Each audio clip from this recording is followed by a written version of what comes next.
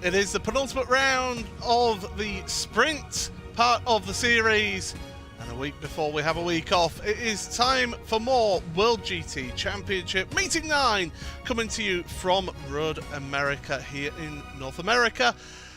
And we're watching here on RaceSpotTV. My name is Paul Smith. Alongside me in the commentary booth today is Arjuna Kankapati, because Chaz Draycott decided to abandon us and has left us for the south of France, which is nice for him. But we are here for World GT action, and action aplenty you will get, because it's 3 sprint races here today in this championship. As you can see, we're at Road America today. We've got a week off next week at Spa-Francorchamps. Then you've got Daytona on the road course, and then Circuit Barcelona to finish off the season. What a venue to get 3 sprint races to decide who is the champion. Speaking of championships, let's take a look at those championship standings, and it is Ross McFarlane who currently leads the championship. A change of position for him and Nicole Foggy between the two of them.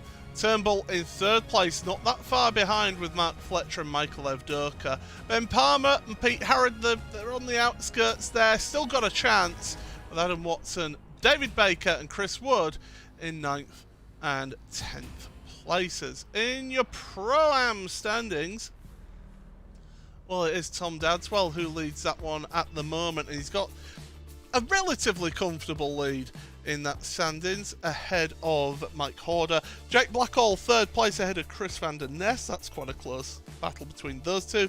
Ben Gregory and Lee Berridge with Adam Hedgecock, Lars Van Rijn, Mark Woodhouse and Simon Field rounding out your Pro-Am top 10. In the amateur standings, it is Brian Lyons has moved up to the head of the field there for that one, but that's a really close battle between him and Michael Blake, so make sure you keep an eye on that one.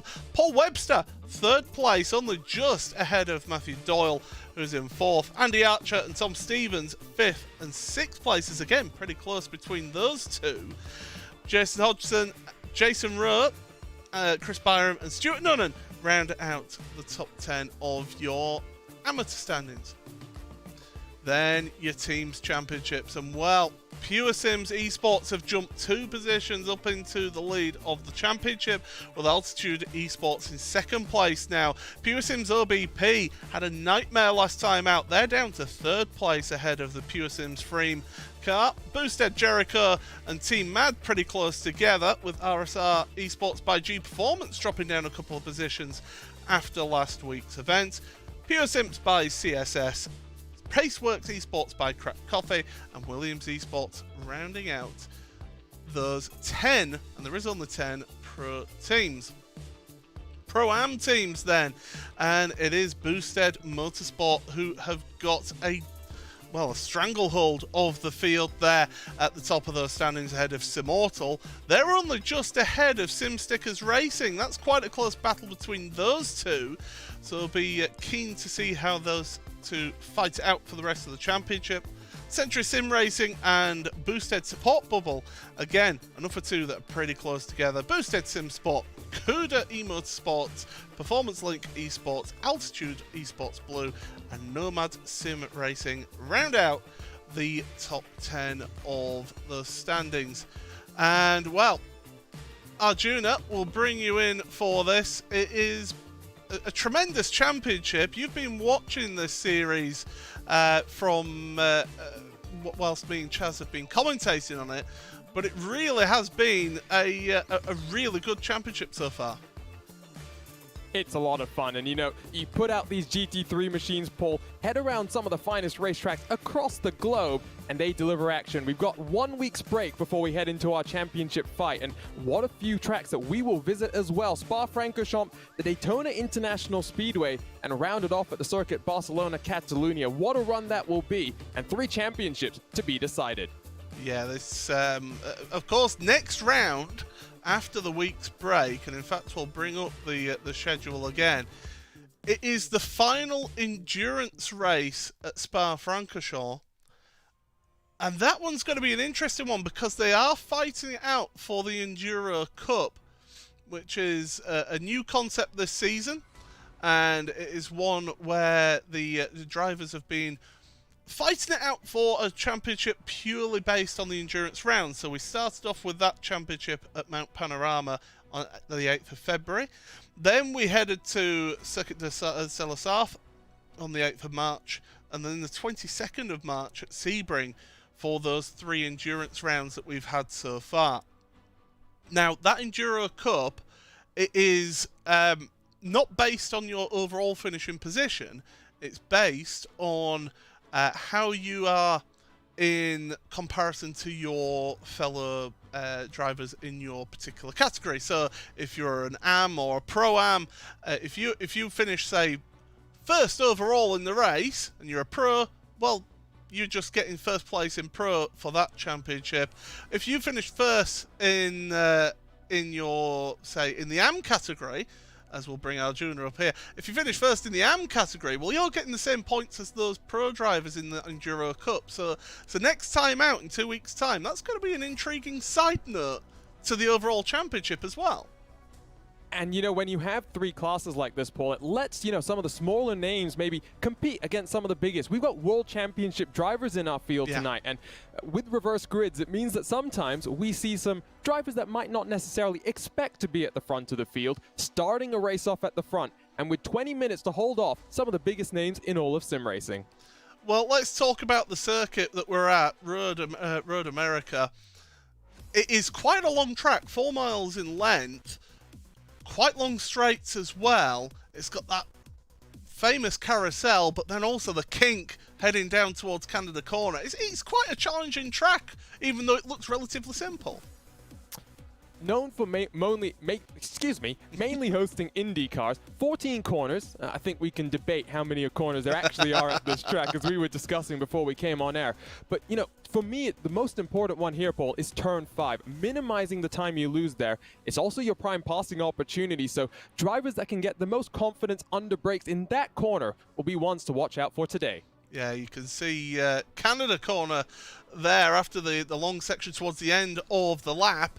That's one of the key overtaking spots that we're going to have here at this round of the championship. Drivers just finishing off qualifying at the moment. It's worth noting that live timing is available, RaceSpotTV/timing2, if you want to keep up to date with everything like that. The link is in the top of the chat here on YouTube, so do make sure. But that's an important run as well, out of the final corner, turn 14, because you've got to climb that steep hill up and over the top of the crest and get yourself to the line. That's going to be a drag race if anybody's there towards the end of the race. Don't forget, of course, we are RaceSpotTV, and make sure you do follow us here on the I say follow. I'm so used to Twitch right now. You make sure you hit subscribe here on YouTube. Also, you can follow us on various social medias. We are on Twitch TV as well. So make sure you find us all across those various platforms to keep up to date with everything that's happening here in RaceSpotTV. We've got plenty of broadcasts coming up for you. Arjuna, I mean, you might as well talk about it. You've got a broadcast later on as well. You're a busy man. Yeah, we've got IndyCar official action from Long Beach. Of course, we get to broadcast the championship race that takes place just as the iRacing weeks turn on over. But Paul, qualifying is coming to a close right now. I'm not so focused on all the action ahead. I'm now looking at this race because Josh Thompson has not set a qualifying lap time. He starts for the tail end of our field, and we're talking about World Championship drivers. He's got a lot of work to do here in Elkhart Lake. We'll both put our teeth back in and get things sorted here today. But yeah, Elkhart Lake is a tremendous venue, and I mean, Barney the flagman is going to end up with a sore arm with the amount of waving that he's doing there right now. But drivers are finishing off their qualifying, as you say. It is a full pace lap here at this track, so plenty of time for them to get their tyres into range and to work on the brakes, to drag I'm going to use the controversial term here, brake dragging, because it is an effective way of getting heat into your tyres. It is. It's something that, obviously caused a lot of controversy in the World Championship earlier this season, but less of a significant factor recently. I think the bigger thing, though, Paul, is we talked about the climb up the hill to start the race off as well. It's not just a drag race at the end. It's a drag race down into turn one. How many times have we seen chaos as drivers go 3 and maybe even 4 wide down into that first corner, and expecting a lot of chaos and a lot of opportunity for some of these drivers further back in your field to make their way up through some attrition here? Yeah, we can really occasionally see some big accidents on the exit of turn one. The walls really funnel anything that goes off into turn one, really funnels the drivers back in towards the track, so it can be a tricky place if there is a bit of shenanigans happen down there. Barney's really getting a workout there, good on him, as he's waving the flag to show that it's the checkered flag for qualifying. We are pretty much at the end of qualifying, but yeah, Morgan Butler and Jesse Jones did have penalties for this round. That is a reason why they have not set qualifying times here. Chris Van Der Ness hasn't set a qualifying time either, and as you mentioned there, Josh Thompson, no qualifying time at all. Is he just out here for a little bit of fun now? Well, just checking in the YouTube chat very quickly, Paul. Apparently he got hit into the wall during qualifying, so not sure if there was a bit of shenanigans between Thompson and his fellow pro competitors out there on track, but nevertheless, end result means race number 1, Thompson starts at the back. Worth pointing out, in this championship for qualifying, if you end up, once you leave that pit lane, you are not allowed to reset your car. You can come into the pits and say change tyres, but you have to remain in the car. You cannot reset. So if you end up with damage, you can't just reset and go back to the pit and go again. So that's why Josh was so affected by that. But we are going to be set for the qualifying grid, and let's give you those results up on screen right now. And it is Ross McFarlane who leads from Nicole Foggy on the front row of the grid. Tom Dadswell, amazing result for the Pro-Am driver to be up there in 3rd place ahead of Matthew Turnbull. Matt Fletcher, the Altitude Esports driver as well and teammate of Dadswell, in 5th place ahead of Adam Watson in 6th place. Michael Evdoka and Ashley Sutton, the 2-time British Touring Car champion, 7th and 8th ahead of Oscar Copa and Ben Palmer. Ross Nicholson is on the 6th row of the grid with Mike Horder. Then Chris Wood on the 13th position ahead of Pete Harrod. Paulo Munoz and Alex Nella 15th and 16th with David Baker and Matthew Doyle. Matt Woodhouse and Max Wolf in 19th and 20th places. Then Ben Gregory, Brian Lyons, your championship leader for your Rams in 22nd. 23rd for Matthew Bunn, and 24th for Tom Stevens. 25th for Andy Archer ahead of Simon Field. Then Simon Neller and Lars Van Rijn sharing 27th and 28th. Jonathan Walker and Stephen McCaffrey in 29th and 30th place. Jonathan Walker, of course, Mr. Freem himself, series sponsor. Thank you very much, Freem, for your support of this championship. Jason Hodgson ahead of Adam Hedgecock with Lee Berridge and Daniele Giudici. Chris Byram and James Whitehouse round out that particular row of the grid. Lewis Archer and Michael Blake. Oh, Blake will be disappointed with that compared to Lyons, who's further up the grid. Jason Rowe and Paul Webster with Sean Gardner and Stuart Nunnan. Final few drivers on the grid. It's a big old grid, is this one.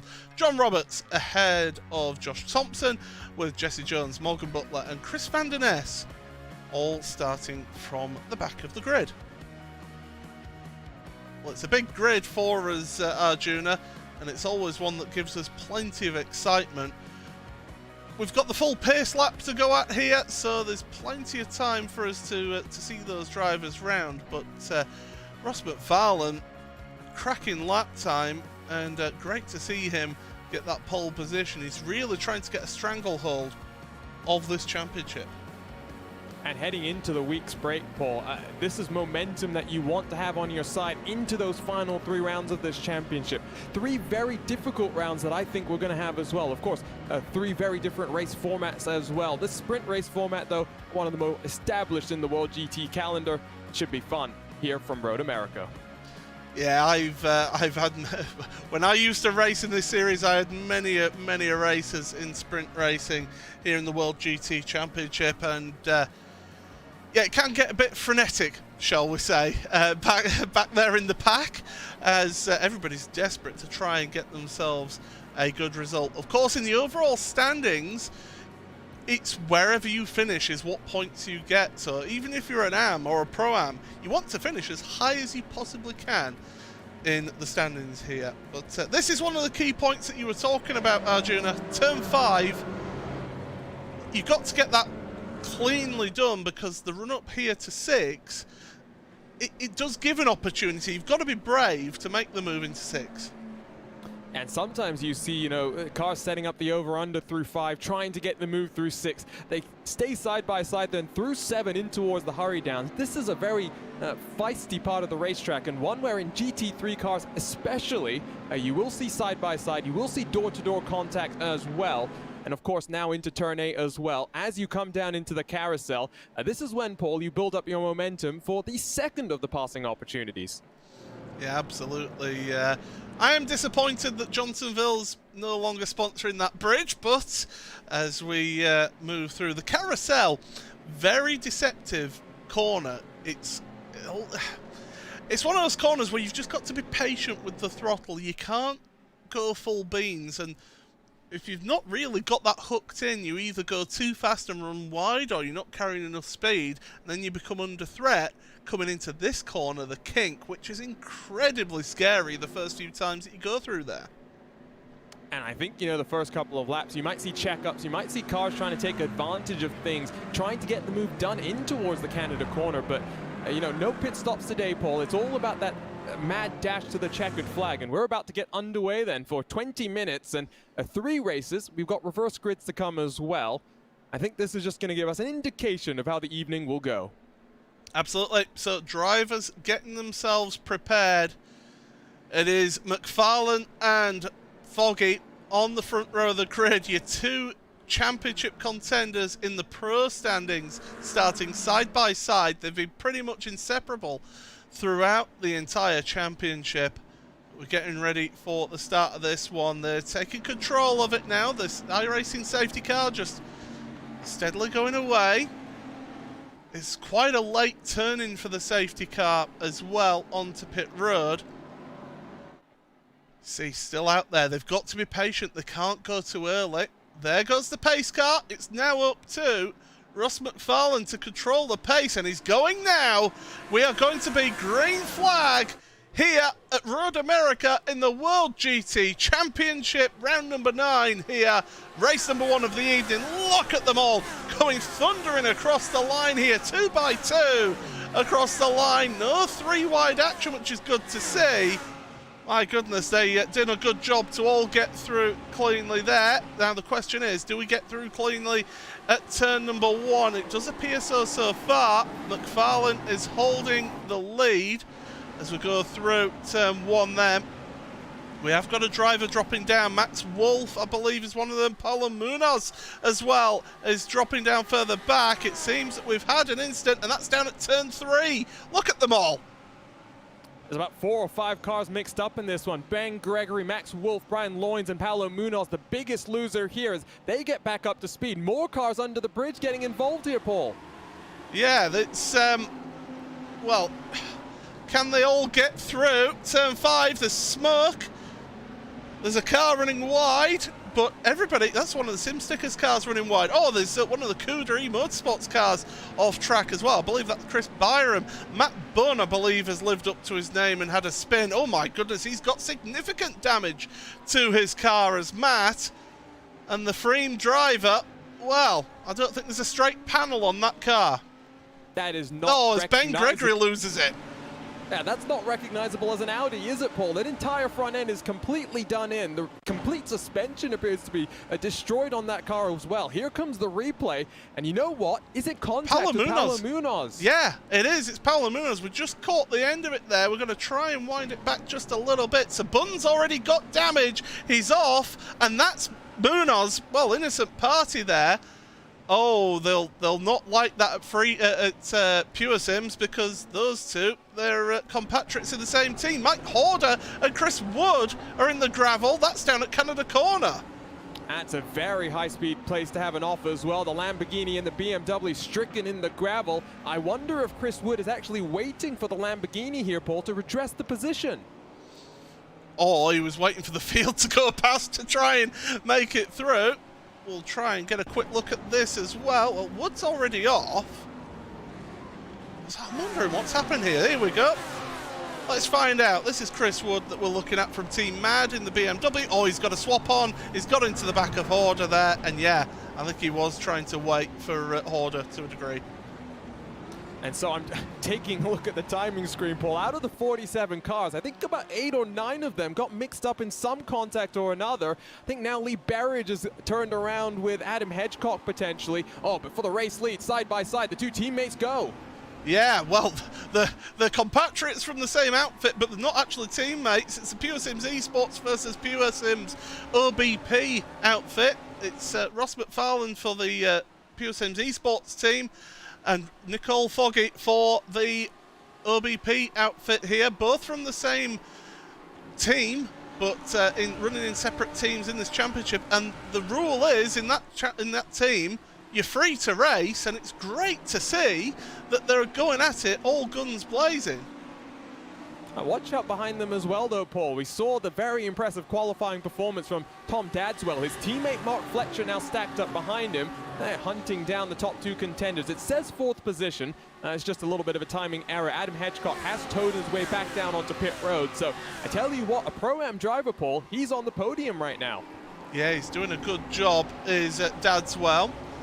He'll be conscious of Mark Fletcher, though, because Fletcher's trying to go for the Pro Championship as well, and every point that he can get will help him no end. So Fletcher is kind of stuck in that no man's land here as they go up the hill.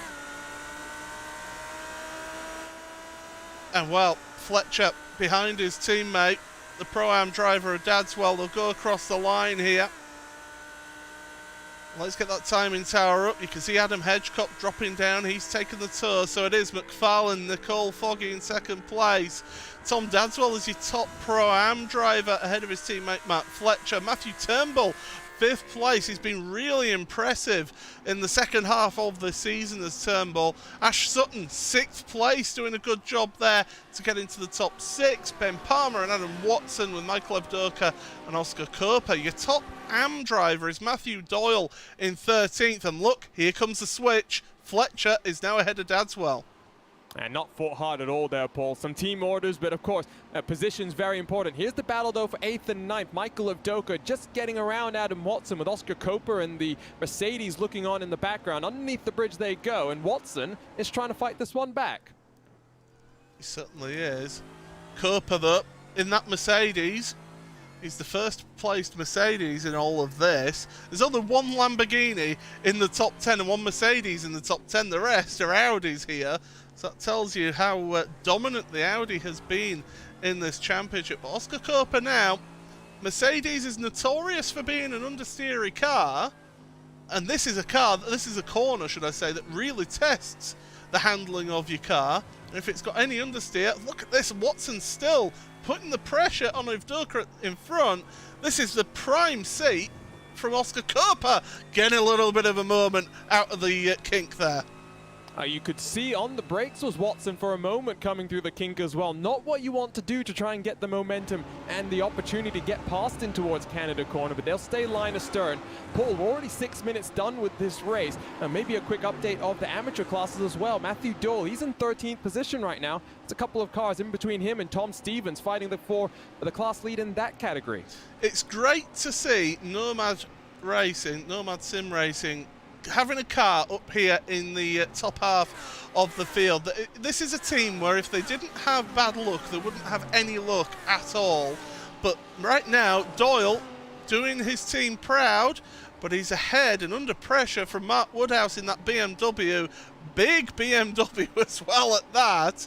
And they go through turn number 1. So this is Am versus Pro-Am out there on the field. Turn 3. And they've got to be careful because Alex Neller is always an exciting driver to watch in the Lamborghini right behind them. 2 Lamborghinis and a BMW heading through turn 4. Insert your own joke there. Well, and while the Audis are maybe dominating the pro categories, Paul, it's good to see some more variety in the other classes. You can see here it's Altitude Esports side by side with, I believe that's Matt Turnbull through turn 6, and the Lamborghini is going to get past the amateur driver. Ash Sutton, a 2-time British touring car champion, tries to take advantage as well. Can he sling it down the inside as we go down the hurry downs here? Well, it's going from defense to defense for Dadswell. And he's going to lose out on that one because Sutton went round the outside, which gives him the inside for the carousel. That's a good move from Sutton to find himself up a position, up to 5th place now. So some big moves going on in this standings here. Sutton's up 3 places, so too is Palmer. You've got Baker up 5 places, Woodhouse up 6, Tom Stevens up 8 places in the standings here. So good to see that movement in the field here so far. Well, speaking of movement, Paul, Josh Thompson up 25 positions so far. He's up into the top 20 as well. And I tell you what, the Porsche Tagore Esports World Championship driver is having a hoot here at Road America. There he is in the Mahal liveried Williams Esports car, heading through Bill Mitchell Bend. A lot of British fans will be thinking, wait, what? They've named a corner after an EastEnders character. No, it's Bill Mitchell, not Phil Mitchell. As they go up the hill once again. So yeah, Josh Thompson, he's always got the bit between his teeth. He's always exciting to watch, and he's working his way forward through the field. Next target is Andrew Archer for him, the amateur driver, in 18th place. So yeah, you do right to point him out. Top 3, by the way, have made a bit of a breakaway. There's now just 2 seconds gap between 3rd and 4th place. And Matt Turnbull, we've seen how quick he has been in the series. He will be with them if these start fighting, and he's dragging along Sutton and Dadswell with him. I think at this point, if you're Mark Fletcher, don't apply the pressure too much here, Paul. You want the 2 cars in front of you to keep the pace up. Don't bring in the likes of Turnbull from behind. It's only 2.3 seconds, and at a track like this, if you go side by side through somewhere like the carousel, you will lose not just tenths, but seconds at a time, and will bring in those cars from behind. turning the attention back to one of the drivers we mentioned in qualifying, it wasn't just Thompson that had lots of work to do here, Paul. It was Jesse Jones as well. Yeah. He's also up 25 positions, right behind Thompson at this point in time. A very good drive from some of these pro drivers to work their way through the chaos in the opening couple of laps. And that's it. You've got to avoid that chaos. And Jones in the Mercedes has now made the way past Andrew Archer. So Archer's been made quick work of by Thompson and Jones. And it's now Simon Field is the next target for Thompson and Jones. Now, as they progress forward, it is going to get progressively harder to actually make your way past, because naturally, in this first race, the further up the field you go, the quicker the drivers. But maybe just good practice, Paul, at the same time, right? You get that experience of working your way through the field, and you mentioned it. Field is ordered in, pace order right now. The next two races won't be like that at all. We'll have the reverse grid, the random reverse grid as well. The spinny wheel is always a fun little move, and you're seeing a move in front of Thompson as well. Yeah, that is Simon Field. Then making the move on Tom Stevens. It is boosted support bubble versus the Evo SR driver of Tom Stevens, who does a bit of streaming himself. So he's out there on Twitch currently streaming his point of view. Down into turn one, and there rocks up onto the scene Josh Thompson, and he's wanted to make light work of this because he's looking to the inside into three. Thank you very much, Simon. I'll take that position. Oh, Tom, I want that place now as well. By the way, 10 out of 10 team name there with the boosted support bubble. And this is what Thompson needs, right? And this is where you also see just how smart these amateur drivers are going to be, Paul. It's not about fighting Thompson. This is not for position. It's all just about letting him go through, avoiding the battle. You see, slight mistake there potentially from the boosted car. He's got away with it as Simon Field, but Jesse Jones looking to the inside of six. You've got to get cooperation between the two of you if you're going to go side by side through turn six. Simon Field doing a sterling job up there. It is 8 minutes remaining in this race. Ross McFarlane leads this one ahead of Nicole Foggy in second place, Matt Fletcher in third. That's a top three in your pro and top three overall in this race. Pro-Am is led by Tom Dadswell in sixth place. The next best Pro-Am driver in the standings is Matt Woodhouse in 14th place. And then it's Simon Field, actually the man that we're looking at right now, who's making the move on Tom Stevens. He's third place in Pro-Am and is currently fighting for 17th. He's got Jesse Jones behind. He wants to get this move completed, and he does so, and Jones is trying to follow through. In your AM category, by the way, it is Matthew Doyle, who's just ahead of Josh Thompson at the moment. He's the top-placed AM driver, I do believe, if my eyes don't deceive me, which they don't. Tom Stevens then in second place in AM, and Andrew Archer in third place. Where's Brian Lyons? Because he started further up. He was one of the drivers who had an instant at the start. He's down in 32nd now. So not the best of starts for him. Jesse Jones making the move on Tom Stevens into turn one.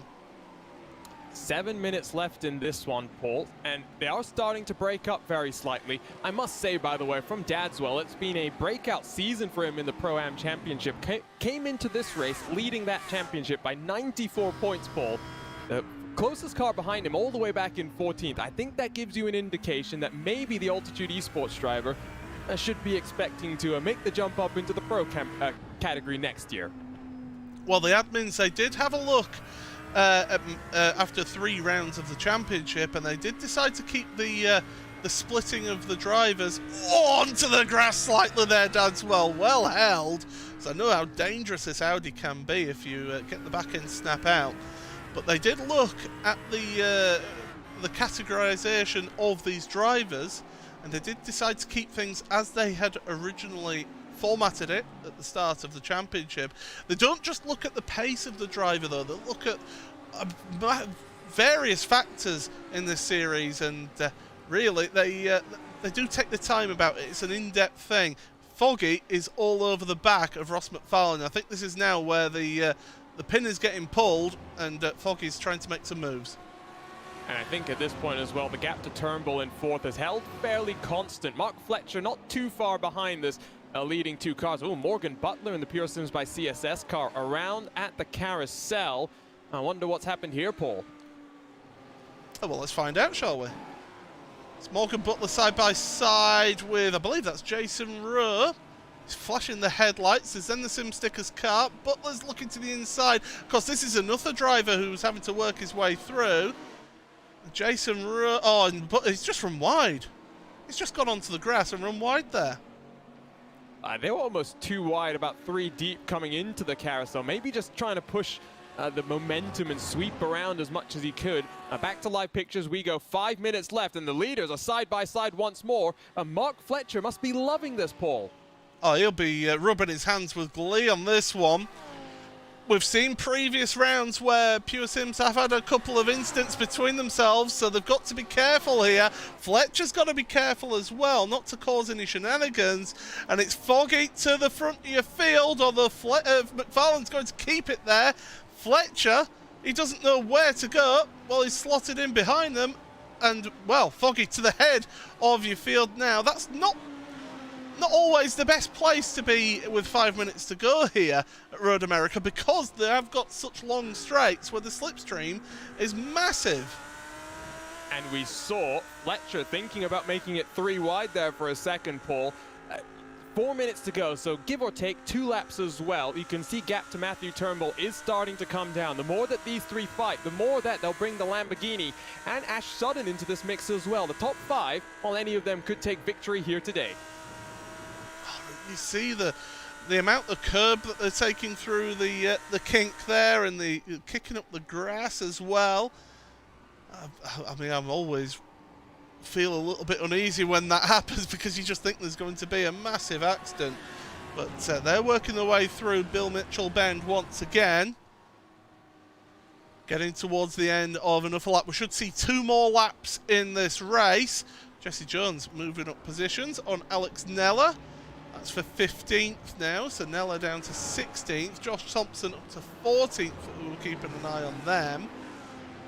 So, yeah, great battling further down in your field. It's one of the tricky things with this championship. You don't know where to look, because there is so much action going on throughout the field. But right now we're going to have to focus on this battle for the lead, because these two, they're battling not only for the lead of this race, but it's also the championship that they're battling over. It's one of those situations where you wish you had about 4 different pairs of eyes to keep your everything out on track. Keep that mental picture as accurate as you can. But penultimate time down into turn 5 now. McFarlane is not close enough and doesn't appear to be pushing the issue too much. Pokes his nose to the inside. Late under brakes. He's going to go straight on. Mark Fletcher up into 2nd. And Ross McFarlane, Paul, he's going to drop down potentially into 5th here. That is a massive, massive problem for him. It's down to 7th place, because Dadswell and Evdoka make their way through there. Oh my goodness, Ross, what on earth happened there? You completely missed his braking point. We'll have a look at this one from on board. And here's the on board, and he's got that slipstream, Arjuna, and he's going to pull out, and then, oh my goodness, where's the braking point? I can't see it. He completely misses his reference, and you know, if he had just stayed in line, Paul, I think that would have been the smarter option. 1 more lap to go after this one. You would have still had a couple more opportunities to get the move done, but I'm just wondering, was he concerned about Mark Fletcher from behind? Wanted to try and fend off that charge? Well, now Nicole Foggy has to fend off the charge. Come through Canada corner, white flag about to be in the air. So it is Foggy in the lead of this one, but there's Mark Fletcher, 2nd place. And he's going to be putting all the pressure on here. Will it be a win for Pure Sims OBP or Altitude Esports? Or will we get a surprise win from someone like Matthew Turnbull or Ash Sutton in this one? We'll have to wait and see. There's the line. So 1 more lap to go. Fletcher's not close enough here, but he wants to have a little bit of a gap here so he can get the run out of the next corner. Look at that. Fletcher meeting the apex just that little bit better than Foggy. Onto the brakes for Foggy once again, and this is where Fletcher needs to run out of the corner and really use that slipstream here, Arjuna. They both used all of the track width on offer to them. You saw a little bit of dust being kicked off as they came down onto this back straightaway. Not close enough, I think, but Fletcher sees Foggy defend the inside. He looks to the outside, looks back to the inside. Oh, he has to tuck into line, Paul. This is going to be a feisty one. Both running wide, using all of the track and then some into 6. Fletcher on board. And he's looking, the time is running out, and really only one real overtaking opportunity is going to be down into Canada corner. He needs to run through the carousel. Look at that, he's reaching the apex, is Fletcher, whereas Foggy just seems to be happier just running that little bit wider. Of course, former champion is Nicole Foggy, getting the run out of the corner. Lap traffic ahead is not going to become a factor, so they don't need to worry about that lift of the throttle from Fletcher using all of the curb. This is the slipstream. This is where he needs to make any move if he can get close enough, but I don't think he is. Onto the brakes. Oh, into the turn. They're going to go side by side and contact between the two of them. Oh no, they don't want it to end like that. And Foggy now is dropping down the order. When Foggy thought he could get a good result here, well, out the final corner, rather controversially, it's going to be Mark Fletcher who will take the checkered flag here in race number 1. But, well, there will be plenty said about that one. Fletcher across the line with Turnbull in second, Sutton on the podium, and coming across the line together is Evdoka and Dadswell. But Arjuna, that is going to be one that will, I'm sure, get discussed in the Discord afterwards. Let's just say right now, Paul, race results for this race 1, unofficial. Of course, stewards, they do look at this post-race, post-event, so you won't get any changes straight away. Further down in your order, you've still got a little bit of battle in between John Roberts and Sean Gardner, the two drivers from the same outfit. But yeah, that's a big one, is that into Canada corner. They were side by side, so we'll have to see if we can have a look at that again at some point. But well, Matt Fletcher won't be asking any questions. It's a run away and get the result.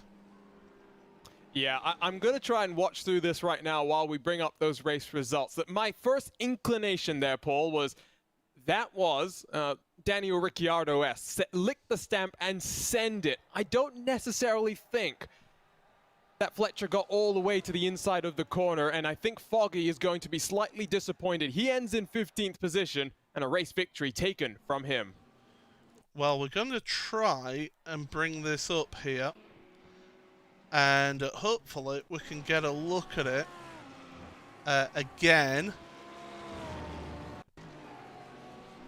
And here we go. So, replay coming up on screen. And we'll go on board with Fletcher. So here's the run out of the kink. Down to Canada corner.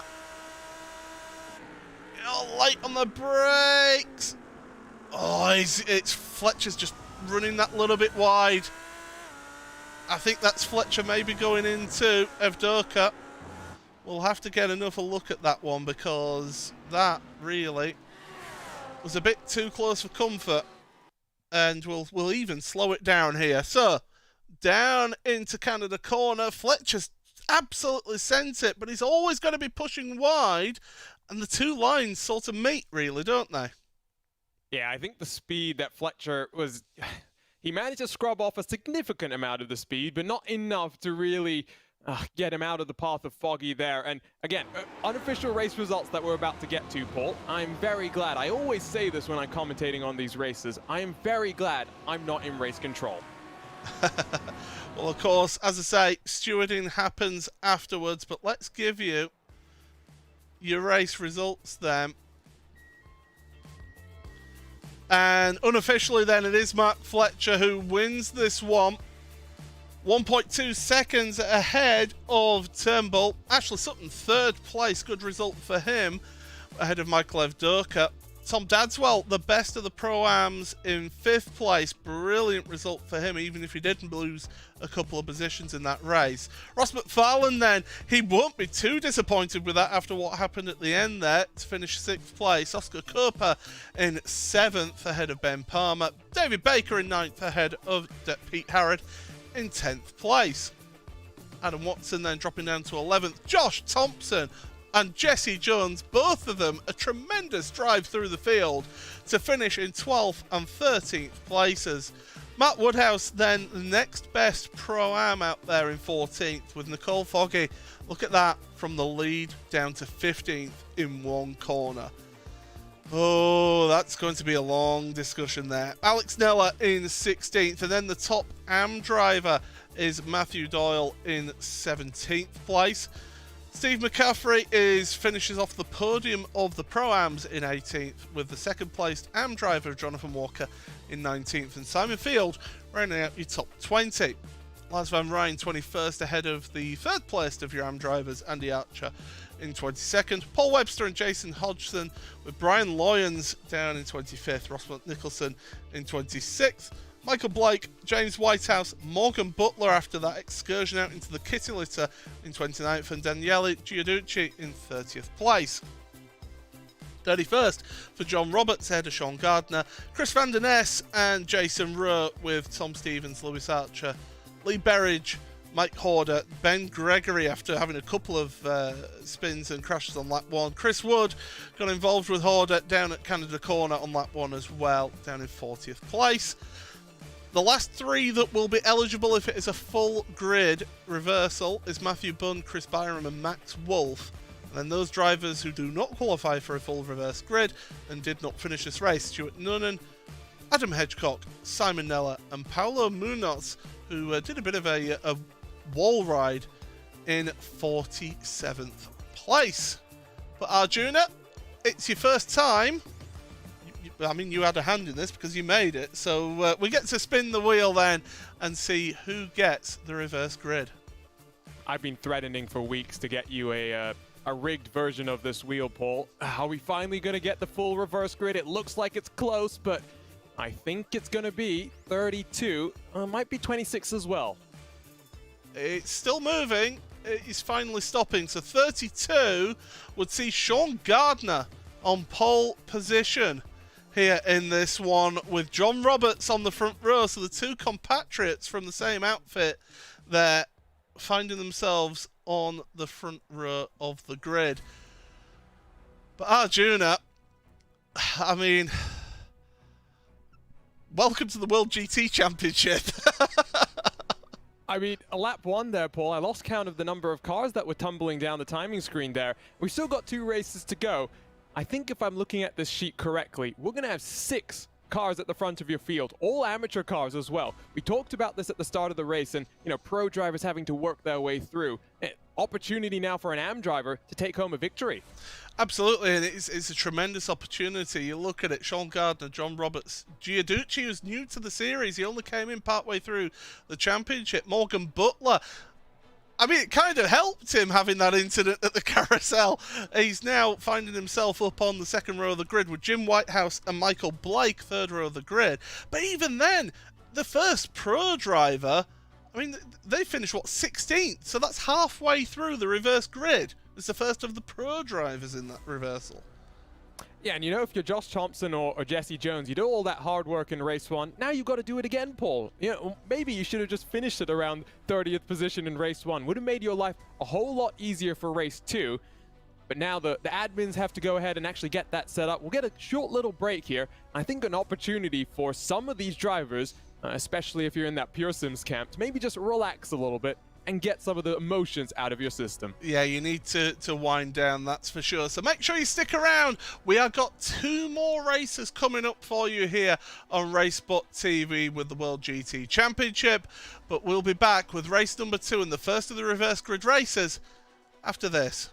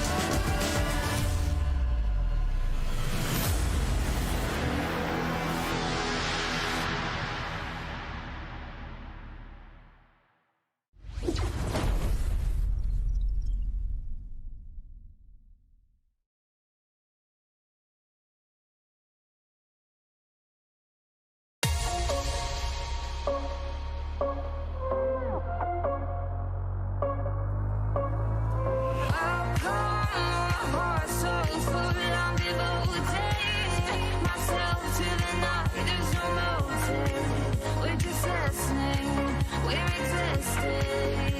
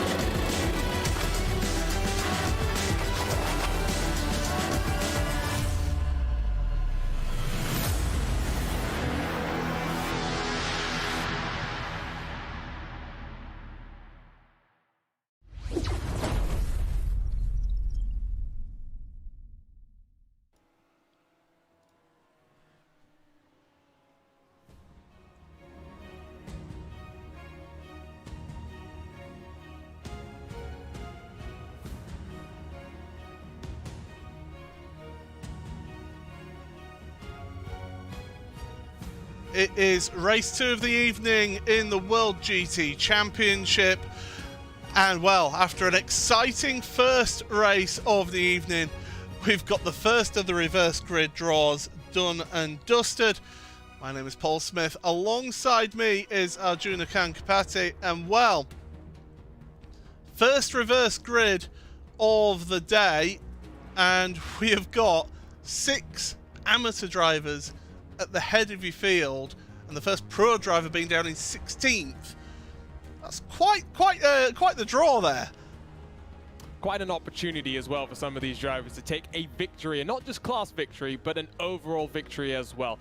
20 minutes, we saw lap 1 chaos. We also saw late race chaos at the lead as well. So very excited, Paul, and once more, still got another of these reverse grid races left to go. Yeah, we absolutely have. So that's really where you do get the really mixed up grids for the third race of the evening. But hello, everybody. If you've never seen the World GT Championship before, well, you're in for a treat right now, that's for sure, because we have the spinning wheel, we have a reverse grid draw for the races 2 and 3, and it's really going to be a case of patience for those drivers who finished at the front of the field last time to work their way through and try and get themselves a good result.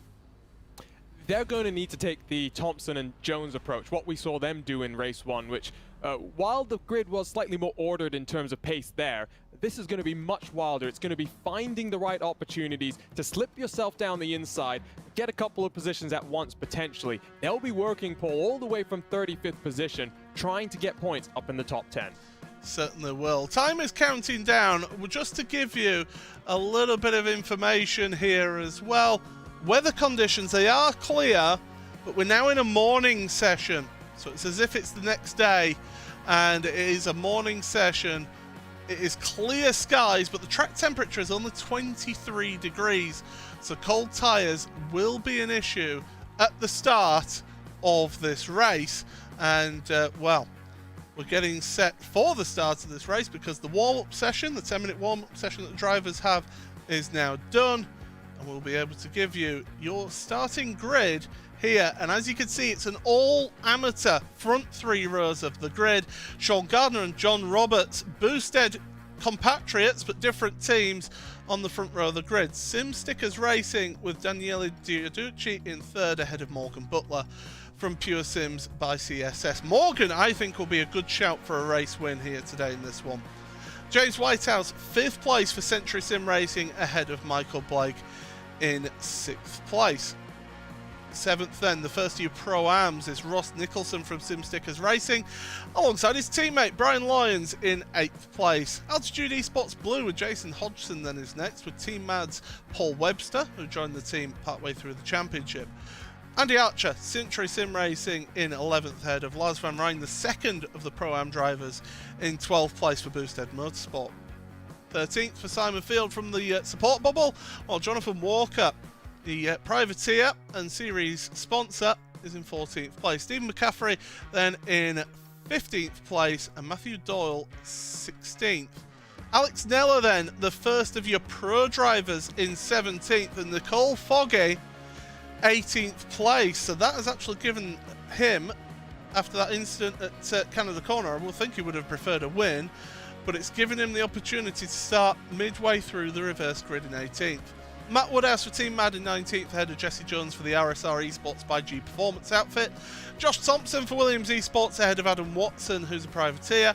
Pete Harrod from Pure Sims Esports, and Pure Sims Frame driver David Baker in 24th. 25th for Ben Palmer ahead of Oscar Coper, with Ross McFarlane, your one of the competitors who thought he was going to get a win, in 27th. 28th for Tom Dadswell, with Michael Evdoka and Ash Sutton. Matthew Turnbull and Matt Fletcher, the controversial race winner from race 1, starting all the way down in 32nd place. Then the drivers start where they finish. So Chris Van Den Ness from Performance Link Esports, Jason Rowe from Simortal, Tom Stevens from Evo SR, and Lewis Archer from Cuda Motorsports. Lee Berridge from Boosted Sim Sport and Boosted Motorsports, Mike Horder, with Boosted Jericho of Ben Gregory. Chris Wood from Team Mad in 40th. Pure Sims Freem driver Matthew Bunn in 41st. Chris Byron from Cuda Motorsports in 42nd place. Max Wolf from Evo SR in 43rd with Stuart Nunnan. Adam Edgecock, Simon Neller and Paolo Munoz round out your 47-car grid. As the music stops, the tunes will be changing very shortly for Sean Gardner. He basically said, "Oh boy," I've changed one of those words in the chat after getting put onto pole position. You can't go into this start with that type of attitude. You've just got to see it as an opportunity rather than being nervous, haven't you, Arjuna?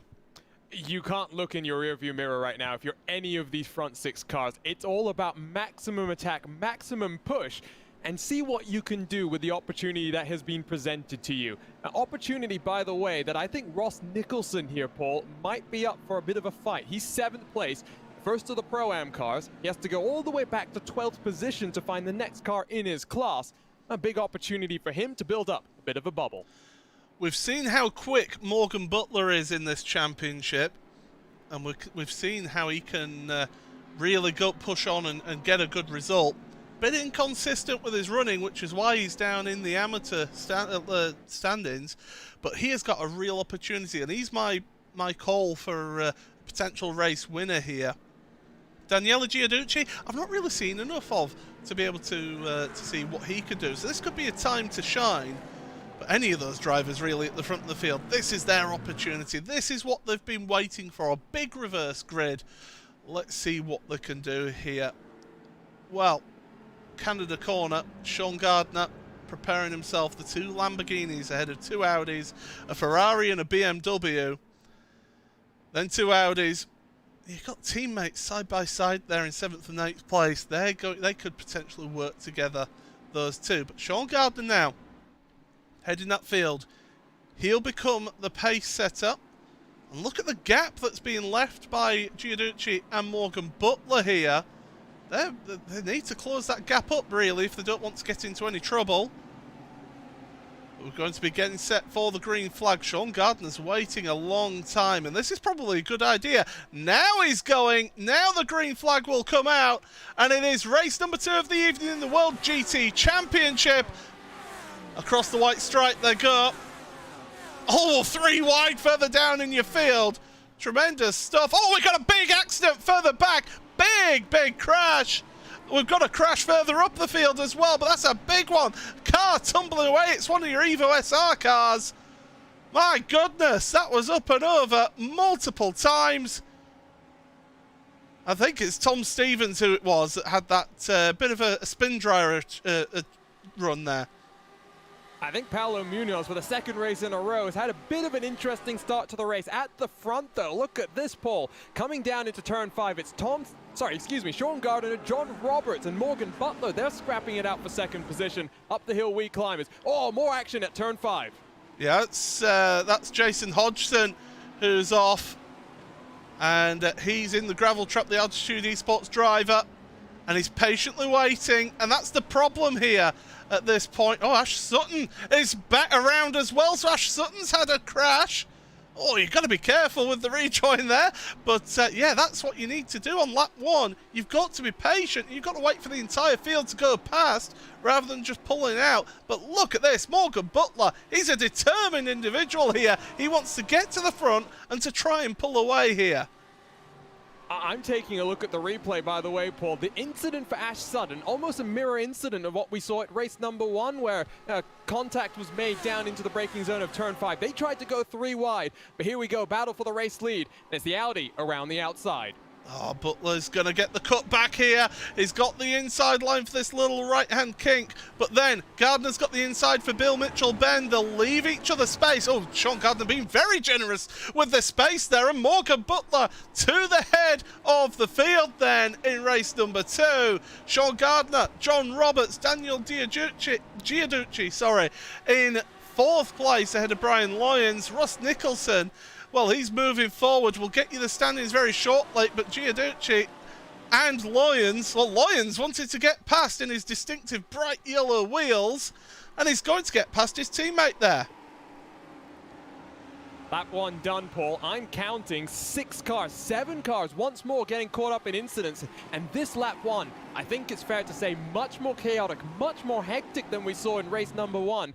And I think race 3 might intensify even further. The big names that have been caught out here, they include Ash Sutton, Mike Avdoka, and then Josh Thompson, Mike Horder, Jason Hodgson. The list goes on. And there are some big names, Paul, that won't have any points to show for this race.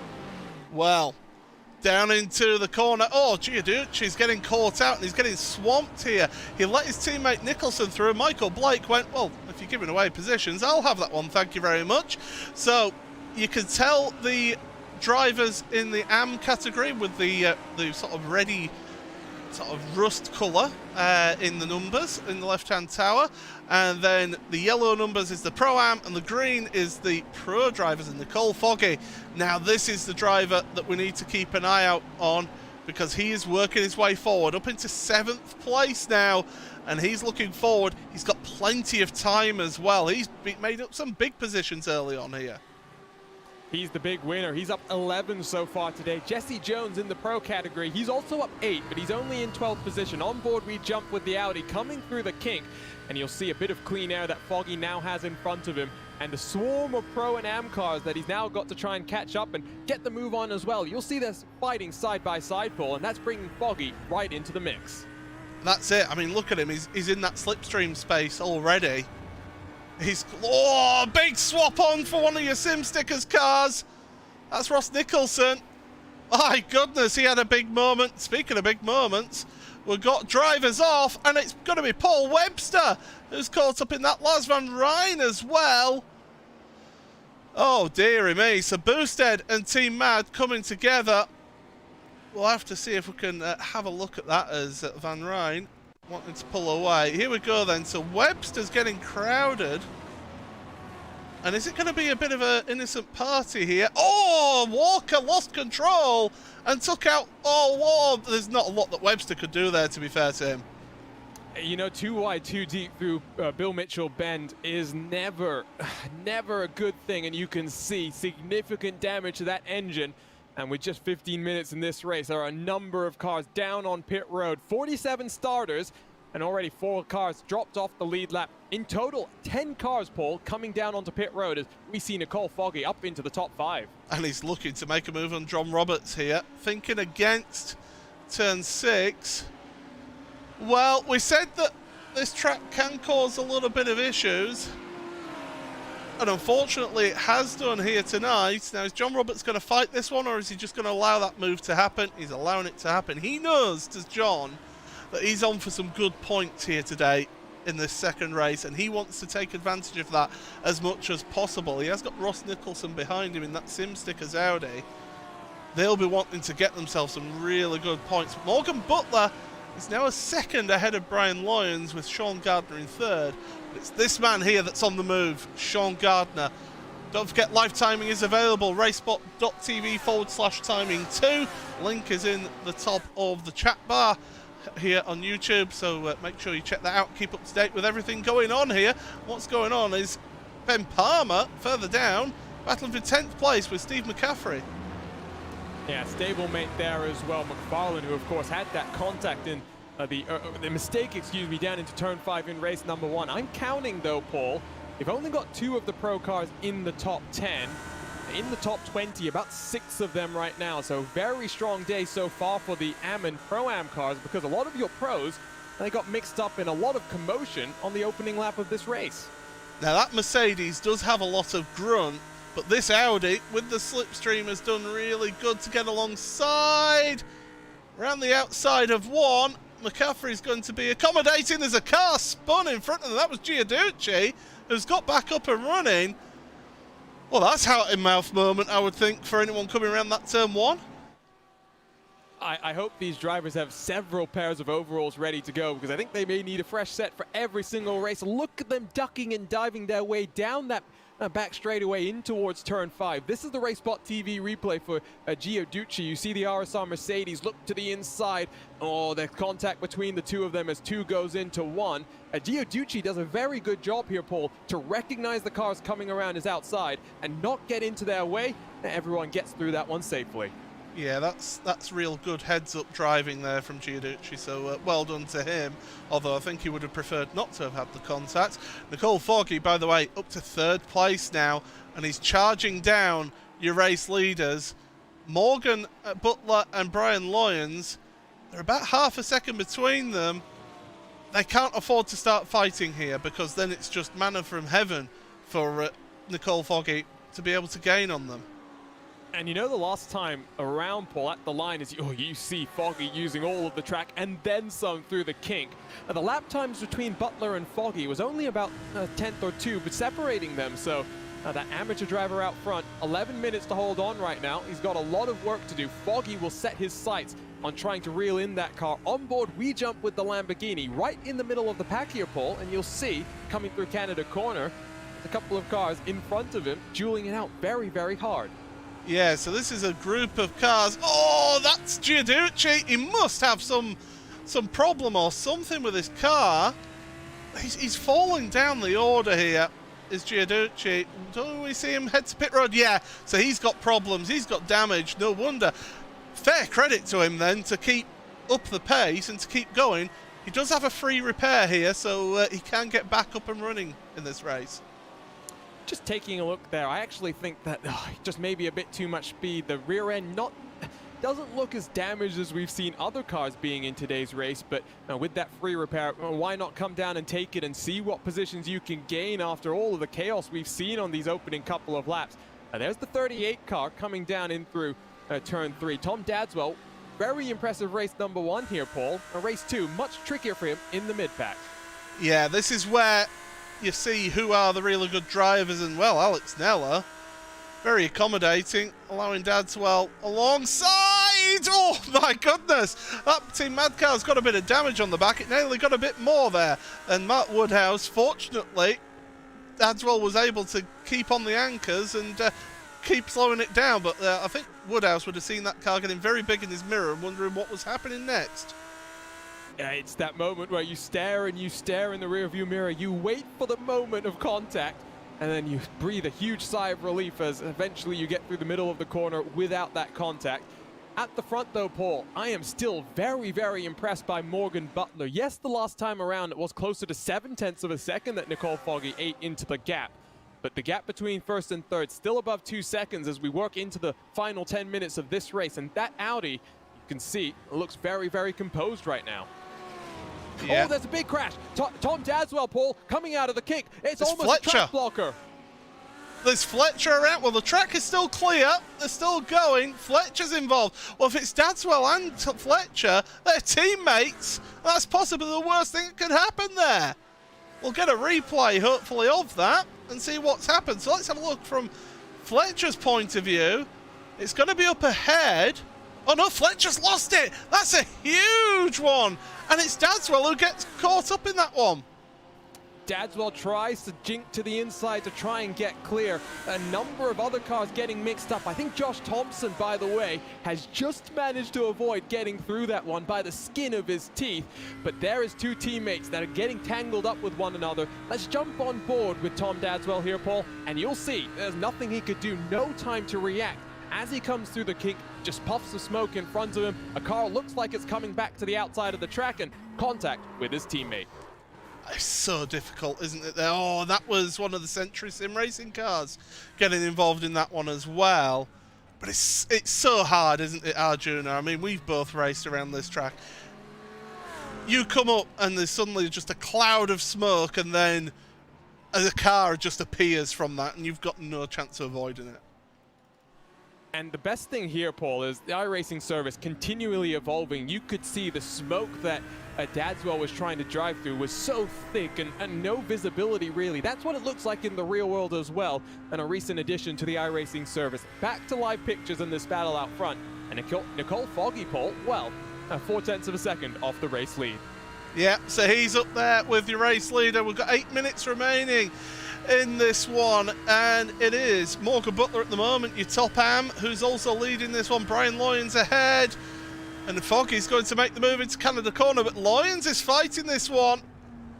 But Foggy down the inside, you can see in the mirror that he's made his way past. So upper position then for Foggy, up into second place. So Foggy is the top placed pro driver.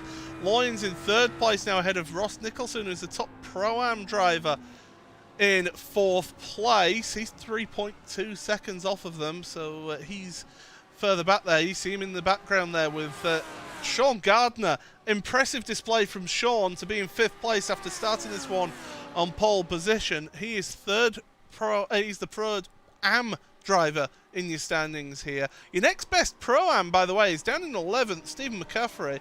And then Simon Fields is the 3rd place Pro-Am driver. Jesse Jones moving forward. Oh, Sean Gardner. What's happened to him? He's off in the kitty litter.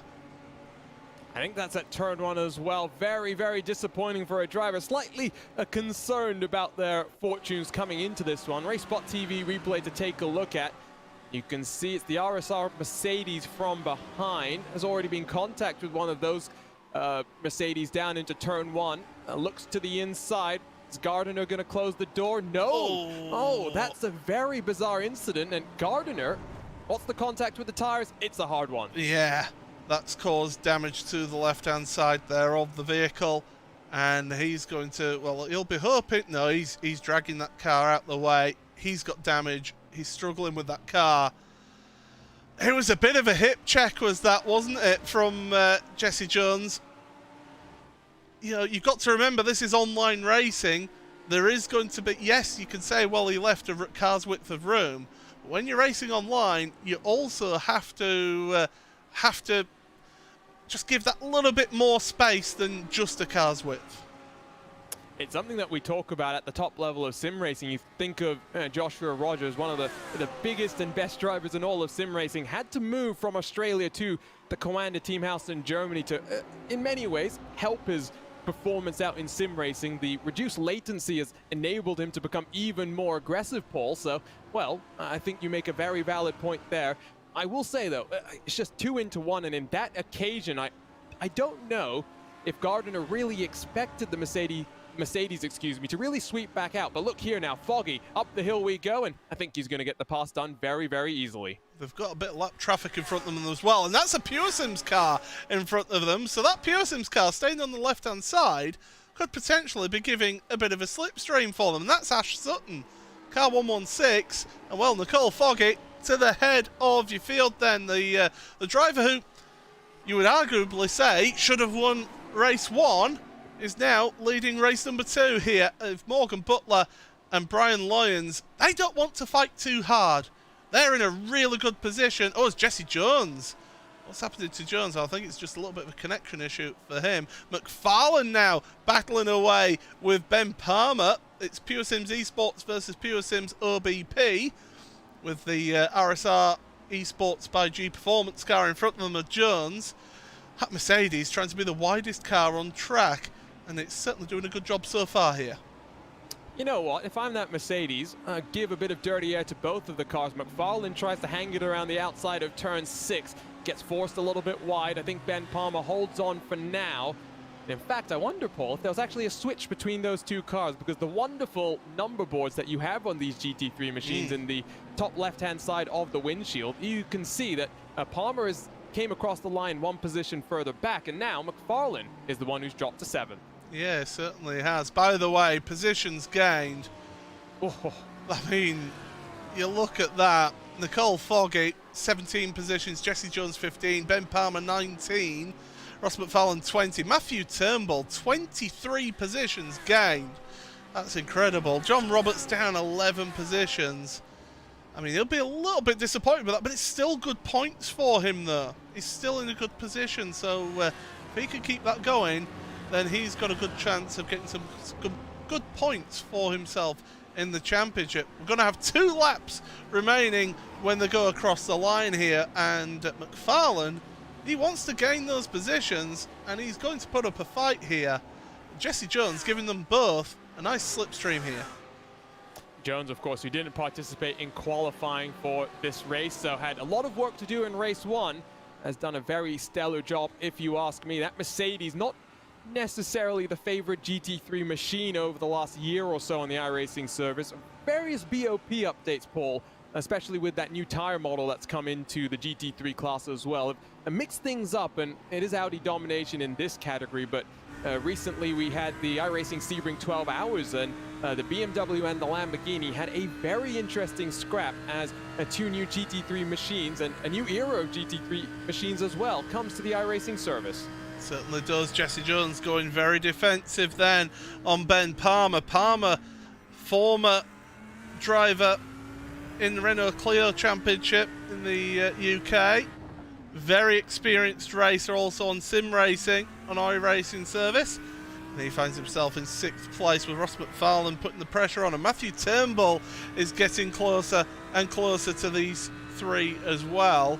So before we know it, it'll be a 4-car train. And not that far behind, I can tell you that Josh Thompson has been battling with John Roberts. And he's moved his way forward in that one. So there's been positions changing all the way through the field here. And really, it's those that ended up in the pits that have come out the worst. Simon Neller, by the way, I can tell you, has stopped out on track. So has Chris Byram. But they'll be back up and running here. So with time running out, Nicole Foggy has pulled away a 1.5 second lead in this race. Butler and Lyons, it's intriguing to see whether the two AM drivers battle it out on the last lap, because they've got a decent enough gap over Ross Nicholson in 4th place. They could get themselves some good points. Two Audis there in that battle. I'm very curious about this one. You've seen the Mercedes, it's not so strong through the corners. That Audi is so much more planted, able to roll the momentum so much better. But up the hill we plunge. This is where the strength from that V8 engine in the Mercedes will pull it down the straightaway all the way to the right-hand side of the track, almost touching the wall as well. Look at the momentum from the Audi behind, Paul. Yeah, Palmer to the outside. Can he make that move stick? We've seen moves not work around the outside here. Oh, John's closing the door there on corner exit, not allowing Palmer to get a run. Look at that, late onto the brakes, the Audi, trying to compromise that Mercedes line onto the back straight, and it's worked here because it's a great run out of the fight of that turn 3 for Ben Palmer. They're going to go side by side, almost rubbing door handles. They are rubbing door handles down this back straight. I can tell you Morgan Butler and Brian Lyons have been battling as well further up. Palmer trying to get that cut back on the Mercedes. He's got a nose there for turn 6. Will this come out cleanly? Oh, contact between the two of them. And McFarlane follows Ben Palmer through. And well, 2 for 1, thank you very much. Pure Sims will be happy about that. I wonder once more, is Brake Control going to have last lap drama to take a look at there? It was a very aggressive move from Ben Palmer to the inside of the apex at turn 6. And once more, a little bit too much speed, maybe just forcing that Mercedes wide. And Jones now has to defend from Matt Turnbull as we come out of the carousel at the front of your field though, Paul. It is Nicole Foggy. He has worked his way up through the field in very impressive fashion. Couple more corners for him to go. Yeah, he's got the Century Sim Racing car, which is minus the front of it. Going past that one, that's Andy Archer, putting a lap on him. But yeah, brilliant display from Nicole Foggy to work his way forward. Big twitch on the exit of Bill Mitchell-Ben. He's pushing all the way to the end of this race, but it's going to be up the hill then for Nicole Foggy, and he is going to take victory here in race number 2 across the line, and it is victory for Nicole Foggy in the Pure Sims OBP car. But a tremendous victory in the end for Morgan Butler across the line in amateurs. Ross Nicholson the winner in your Pro-Ams as well. Brilliant results for those two as they come across the line. Further down, Jason Rowe trying to get the run on Paulo Munoz in that BMW. BMW and Mercedes, two German marks, trying to work against each other. And across the line they go. Chris van der Ness was almost making a move there as well. Lewis Archer almost getting the position at the end as well. And we've got 3 cars, one of which pitted, which was Oscar Copa, the middle car, behind Lee Berridge, and ahead of Chris Byram, actually, he was ahead of at the end there. And we've got final 2 couple of drivers. Wow, here's the big one here. Fletcher and Dadswell, 34th and 35th in the end. It will be such disappointment, and specifically for Fletcher in this one as well, because it was his mistake that ended his teammates' race there. But they were stuck in the mid-pack, Paul. I wonder now, get another reverse grid about to happen up on screen. I don't think either of those cars really in the contention to be cycled back to the front now to start this final race of the day. Well, I mean, 34 is an option on that wheel. It's the highest numbered option on the wheel before we end up with a reverse grid. So never say never here in this series. In that specific case, Fletcher would get the good fortune. His teammate Dadswell, well, he'd be starting all the way back in 35th. Well, here is your race results then. Nicole Foggy, what a drive from Nicole to get up to first place in the end there. Ahead of Morgan Butler by 3.2 seconds. Brian Loyens then in third place. Brilliant result for the two AM drivers because they're 1 and 2 in the AM standings as well. Ross Nicholson is your best of your Pro-Am drivers in fourth place. SimStickers Racing with a brilliant haul of points there in fourth place. Ben Palmer fifth then, second place in your Pro standings with Ross McFarlane in sixth place. Jesse Jones then ends up in seventh ahead of Matthew Turnbull. Stephen McCaffrey, your second best Pro-Am driver in ninth place ahead of David Baker, rounding out your top 10. Josh Thompson, what a drive from him to move his way forward into 11th place ahead of Pete Harrod. Michael Blake in fifth, put the teeth in, Paul, in 13th place ahead of John Roberts. Simon Field, Mark Woodhouse, Chris Wood, Max Wolf, Paolo Munoz and Jason Rowe round out your top 20. Chris Van Der Ness ahead of Ben Gregory, who's not been having a good night here today. Jason Hodgson, Lewis Archer, Mike Horder, Adam Watson, Lee Berridge, Oscar Copa, Chris Byram and Sean Gardner. Alex Nella, Daniel Giudici, he'll be disappointed with that result there after starting further up in third place. Adam Hedgecock in 33rd ahead of Matt Fletcher and Tom Dadswell, who will be kicking themselves after that mistake through the kink. Matthew Doyle and Jonathan Walker, Paul Webster. Jonathan Walker with the mistake taking Paul Webster off. They were able to get repairs to their cars and back up and running. Lars Van Rijn and Andy Archer. Tom Stevens and Michael Evdoka then one lap down. They will be eligible for a full reverse grid if we do get that. Simon Nella and Ash Sutton then out of the race along with Stuart Nunn and James Whitehouse. And Matthew Bunn out at the start of the race. But with that, we get the final spin of the wheel here today. And we'll get to see who's on pole position for the final race of the evening. I'm just hoping for that reverse grid. Come on. It doesn't look like it's going to end up that way. 23, 27 maybe. It's still going. It's still moving, is this one. Oh my goodness. Arjuna, I'm going to have words with you. Because I need to get a magnifying glass on that one. It is more on the 23 side, is that arrow. It's just on the 23 side, which means that Jason Hodgson, another AM driver, is on pole position here. And that's a great result for him to be up there on pole position for that one. But Arjuna, I mean, that was a exciting race, a bit chaotic at the start, and I think a little bit too chaotic for our liking, but once everything calmed down, we had some tremendous action out there. Yeah, well, once the three wide settled down at the start, we did see it, at least once in that race. It got a little bit better. Once more, though, I counted over 10 cars involved in some kind of lap one incident. That is something that I think some of these cars are starting back in the pack. They'll be very cautious of. Think about Paolo Munoz now, Paul. He's been trying to stay out of trouble, and from what I can tell, no fault of his own in both of the races so far today. He's been caught up in some incidents. So race 3, a final opportunity for redemption. Yeah, that is exactly the word that I was going to use, redemption. Yes, it is. He's had some unfortunate incidents and been caught up in things. One driver who will be keen to try and make amends as well and have a storming drive is Ash Sutton, because after getting a good result in race 1, ending up way down out the race, I mean, that lap 1 incident, as you say, it was almost a spitting image of what happened in race 1. The only difference being more cars around him and more carnage. There was, I think, 3 wide.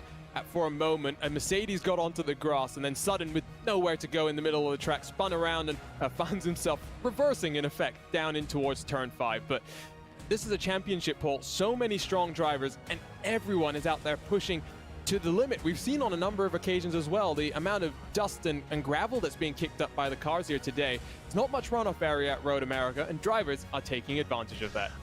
Speaking of drivers pushing to the limit, I mean, even on the last lap, Michael Evdoka clearly in the lead, having a wiggle out of Bill Mitchell Bend. And that corner, if you get that wrong, that curb, it spits you into the wall, and that's the end of your win. Nicole Foggy, not... Nicole you Foggy, said, sorry. Yes. Don't worry, I can correct you here. I will say, Paul, before we head into round 3, of course, you mentioned the Clio Cup just a few moments ago in that race. Chaz Draycott, your usual broadcast partner, he's off gallivanting around the south of France, I think. How dare watching he. some...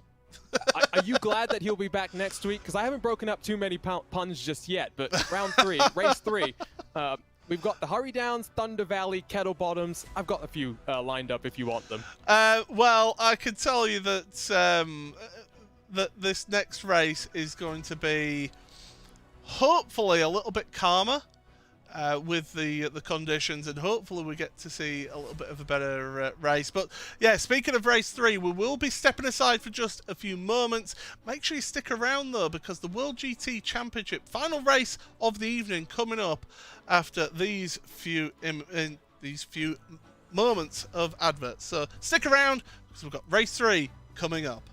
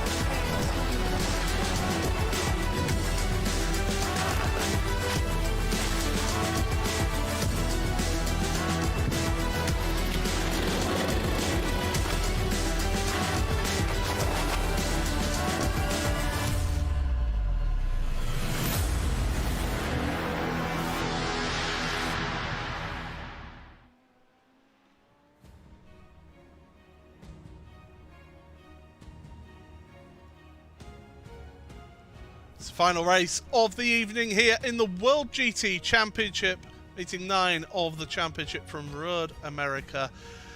And well, we've had some thrills and some spills here today, and it has certainly been an intriguing round of the championship. Big championship connotations available to us here today. And well, this is going to be the penultimate sprint round of the championship. We've got a week off next week, so in 2 weeks' time, on April the 19th, it'll be Spa-Francorchamps for the final endurance race, where we'll get to see the decider of the Enduro Cup. Daytona Road then for 2 feature races, 2 40-minute feature races, and then finish off May the 3rd at Circuit de Barcelona for 3 sprint races.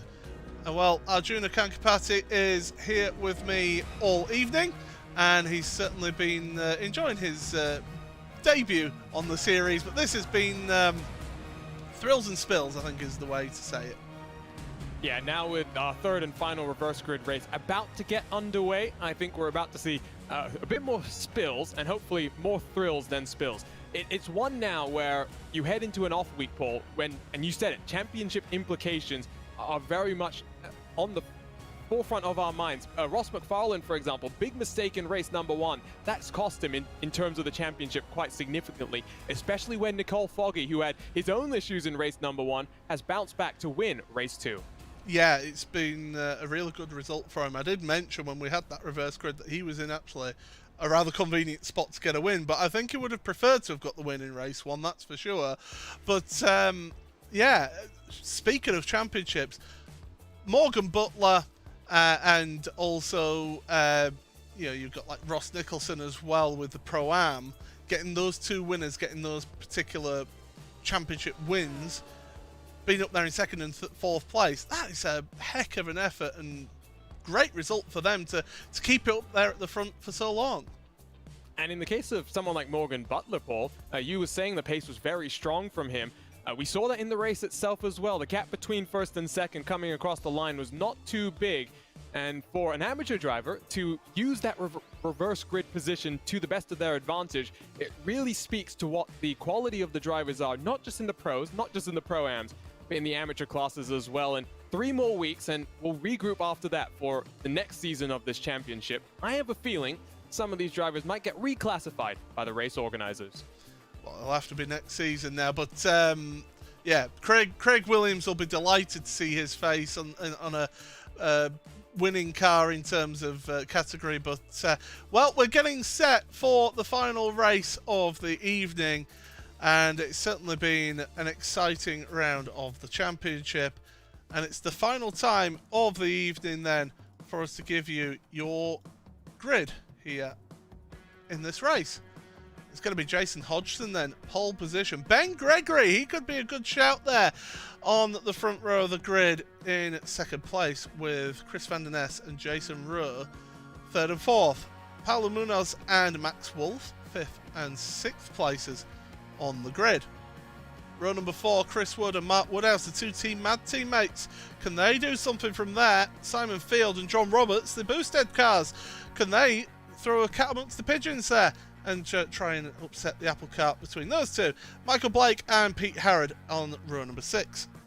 Row 7 for Josh Thompson and David Baker. Row 8 for Stephen McAfee and Matthew Turnbull.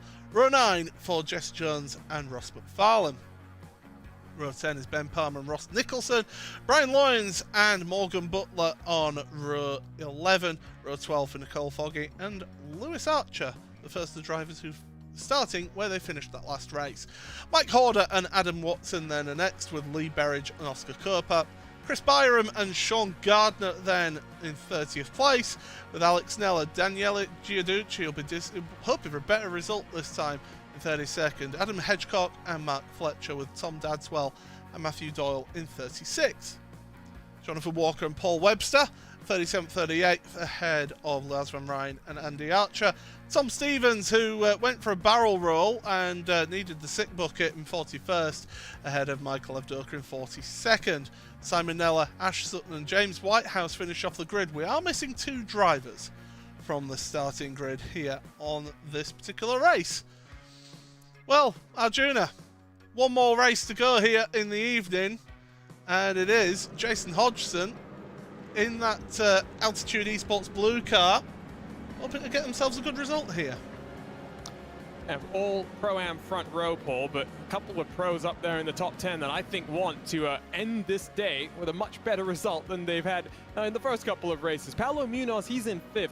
Chris Wood in 7th. Both of them rather substantial damage in race 1. Not the cleanest of races in race 2. What can they do now, especially with many big names stranded further back in your pack? One name to watch out for all the way at the back of the pack is the 2-time British Touring Car champion Ash Sutton. 44th position, Paul. How far can he work up the grid here? Well, I think basically it'd be a case of trying to avoid any instance, but he's a hard charger, is Ash. I can tell you that from experience. I used to actually be under his team. I got a little bit of tutorage through being in his team for a few years, and I mean, he's been involved in sim racing for years. I mean, all the way to other games as well before iRacing. So he loves sim racing. He loves being involved in it, and it's a great way for him to keep that competitive edge. In fact, when he won his rookie trophy, it's completely gone from my mind for the rookie trophy, the Breed CCC. But Jack Sears Trophy, thank you very much. When he won that in 2016 as a rookie in the British Touring Car Championship, he did actually say that racing week in, week out in sim racing really did help keep his awareness and his racecraft nicely toned for when he was racing in the real world. And I think, you know, it's that new generation of race car drivers as well, right, Paul? I mean, Ash Sutton, rather young, born in the same year as myself, making me feel a little bit unaccomplished when you compare the list of... Yeah, thank you. Thank you for that. Fair enough, RaceSpot Dad. But what I mean here is that it's that commitment. It's not just him. It's like the guys like Sage Karam, who've been a member of iRacing since the beta days. They know what iRacing is, they know what it isn't as well, and they find the ways not just to use it for driver development tool, but especially over the last 12 months, Paul, it's about how you build up your reputation in the motorsports world. Absolutely. Well, building a reputation is Jason Hodgson and Ben Gregory. Ben Gregory can be a bit of a wild one at times, or he can be a very, very good racer. It's a bit hit and miss, really, but we'll wait and see. Drivers are contending partly cloudy skies, 28 degrees track temperature, a little bit warmer than last race, so it shouldn't be too bad for them, although cold tyres will be a thing here on lap 1. But Jason Hodgson, is he going to get on the power yet? He's holding the brakes, He's not wanting to go too early. Up over the brow. Still holding that pace. He's waiting. Now he's going. Green flag in the air. We're underway for the final race of the evening. They're going to go 3 wide in towards turn number 1. And how is it going to go? Any incidents? Well, turn 1 they go. And it is still side by side. Hodgson and Gregory, with Van der Ness in 3rd place. The Lamborghini's 1, 2, 3. There's a car off in the background. There's a number of cars off in the background. In fact, Jonathan Walker's involved. Ash Sutton's involved. Oh, what's your rejoin? Come on. That's just not acceptable, really. Well, I counted at least half a dozen, if not more, drivers involved in an incident into turn 1. It was 10 drivers, Paul. I can give you the count. Brian Loynes, Mark Fletcher, Tom Dadswell, Chris Byram, Ash Sutton, Andrew Archer, Jonathan Walker, Matthew Doyle. The list goes on and on. And at turn 5, there's a bigger issue as well. I think it's Jesse Jones that is facing in the wrong direction. And he's already back on pit road. Yeah, so decided that to take the tour. What this does mean, of course, is that Ben Gregory is at the front of your field. So what's happened to Hodgson out of all this? Because Hodgson was your pole sitter. He's found himself further down in 30th place. Oh dear, it's not been a night for him. Not been a night for Michael Evdoka. He's stopped out on track. And in fact, he's taken a tour back to the pit lane as well. So, well, absolute carnage at the start. But we are carrying on here. We are staying green flag racing. Gregory, Munoz, Van der Ness, sorry. Chris Wood behind them. He's challenging Van der Ness. Jason Rowe behind in the very bright lime green Immortal car. He'll not like me for saying that. In 7th place, with Max Wolf putting the pressure on him as well in 8th. And look at that, Josh Thompson in 9th already.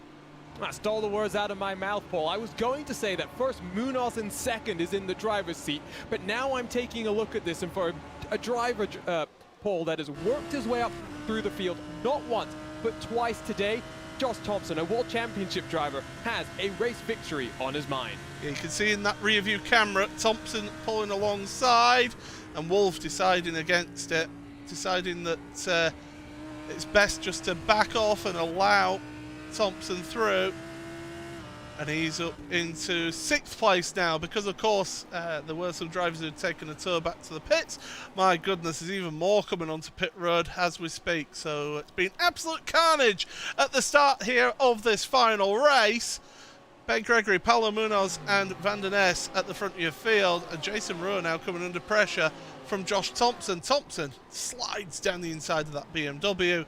Moves up a position. Oh, running it a bit wide though, is Thompson. That might allow Rowe to go. No, Rowe's deciding against it.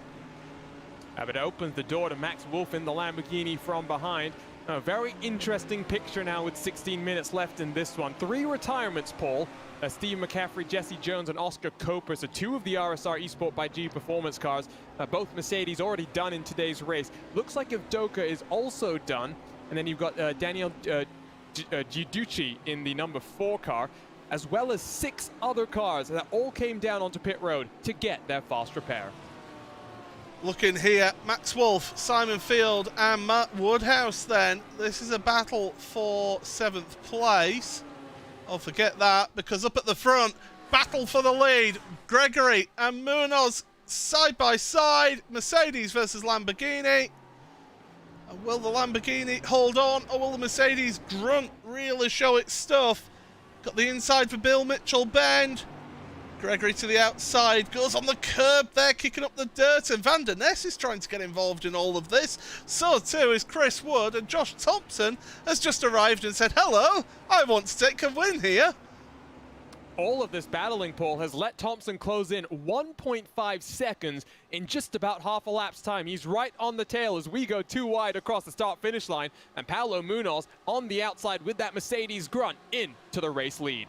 Can he hold it there on the brakes through the corner? Gregory a little bit cautious through turn one, thinking the bigger picture perhaps, and thinking of getting some good points for his team. Van der Ness now under pressure from Thompson behind. Thompson already ahead of Chris Wood here. So he's flying, is Josh, in this opening stages of this final race of the evening. We're only 5 minutes into this one, Arjuna.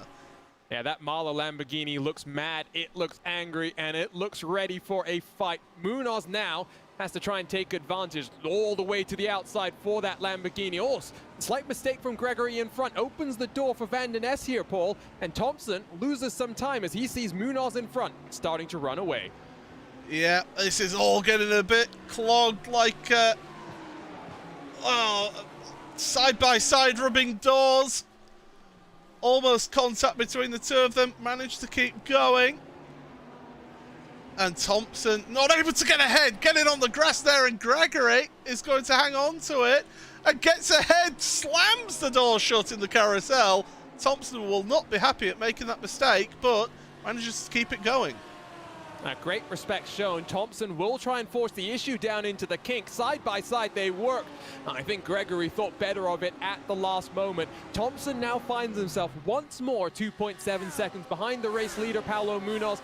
And he's got Chris Van der Ness in front of him as well. Gregory looks back down to the inside. More defensive though, Paul, as Chris Wood tries to get up into fourth as well. Max Wolf behind them has moved ahead of Jason Rowe. So that's a change of position between those two. So that's good. Alex Neller and Jim Whitehouse, they have... Oh my goodness! We've got a car upside down in the catch fencing.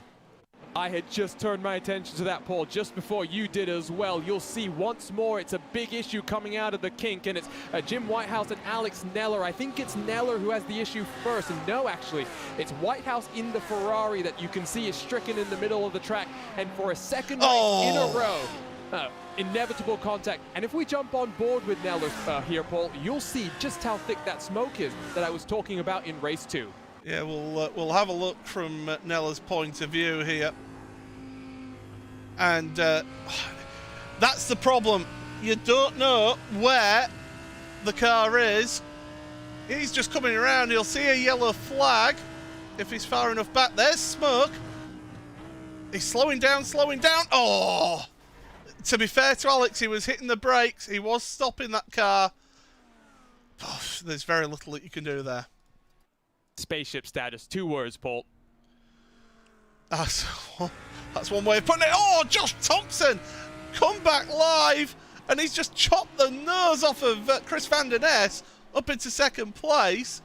2.4 seconds between him and Paulo Munoz. So Josh Thompson wants a win for Williams Esports. It's not been a good season for him.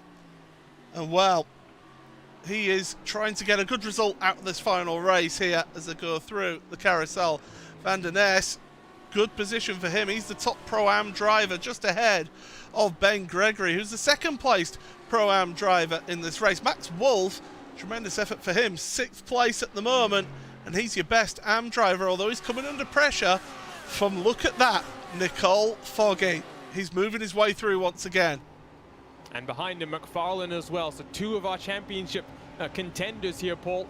Issues in race 1, race 2 and race 3. This is where they need the points to set themselves up for that 3-week stretch to the championship. Remember, we'll have a week off now after this, and for drivers, Paul, when you have an off week, it sometimes just lingers with you, that last result. You want to get the bad taste out of your mouth. On board we go with McFarlane up the hill as he tries to get past your Am leader. Here we go. He's going alongside, but Max Wolf does have the slipstream advantage down that left-hand side, but Audi versus Lamborghini, pretty much the same vehicle, different aerodynamics. It's McFarlane who works his way through up into 7th place. Chris Wood is putting pressure on Ben Gregory in front of him, but behind him, Nicole Foggy is putting the pressure on Wood. So Foggy, he's determined to try and get a podium here in this final race of the evening as well. Just under 11 minutes, and Josh Thompson isn't really gaining on Paulo Munoz by much. Well, I was just going to call out, Paul. Foggy, as you see him down the inside of Chris Wood, he's now up 18 positions since the start of race 3. Victory in race 2 for Foggy, and, well, looks to rebound from that incident with Mark Fletcher in race 1 in the best way possible. There you see it. 18 places gained. Doing a good job. And he'll be looking forward now. Ben Gregory, he wants to make those moves. We've got side by side behind. Matt Woodhouse has been overtaken by Ben Palmer down in the hurry downs. It is a place that you can overtake, but it takes a little bit of bravery. Adam Watson is getting hung out to dry a little bit as well in this pack. And what sometimes you'll see is if a car tries to commit down into the hurry downs, the over-under becomes possible through the carousel. Through the kink, though, you do not want to go too wide. I think that Audi here, Paul, is going to get a monster run now down into Canada Corner. Here we go, Watson and Field at Pro-Am versus Pro. Onto the brakes. Oh, contact between him and Field. Now, you've got to ask the question, did Watson pull across in the braking zone? Or was that Field just not getting on the brakes quick enough?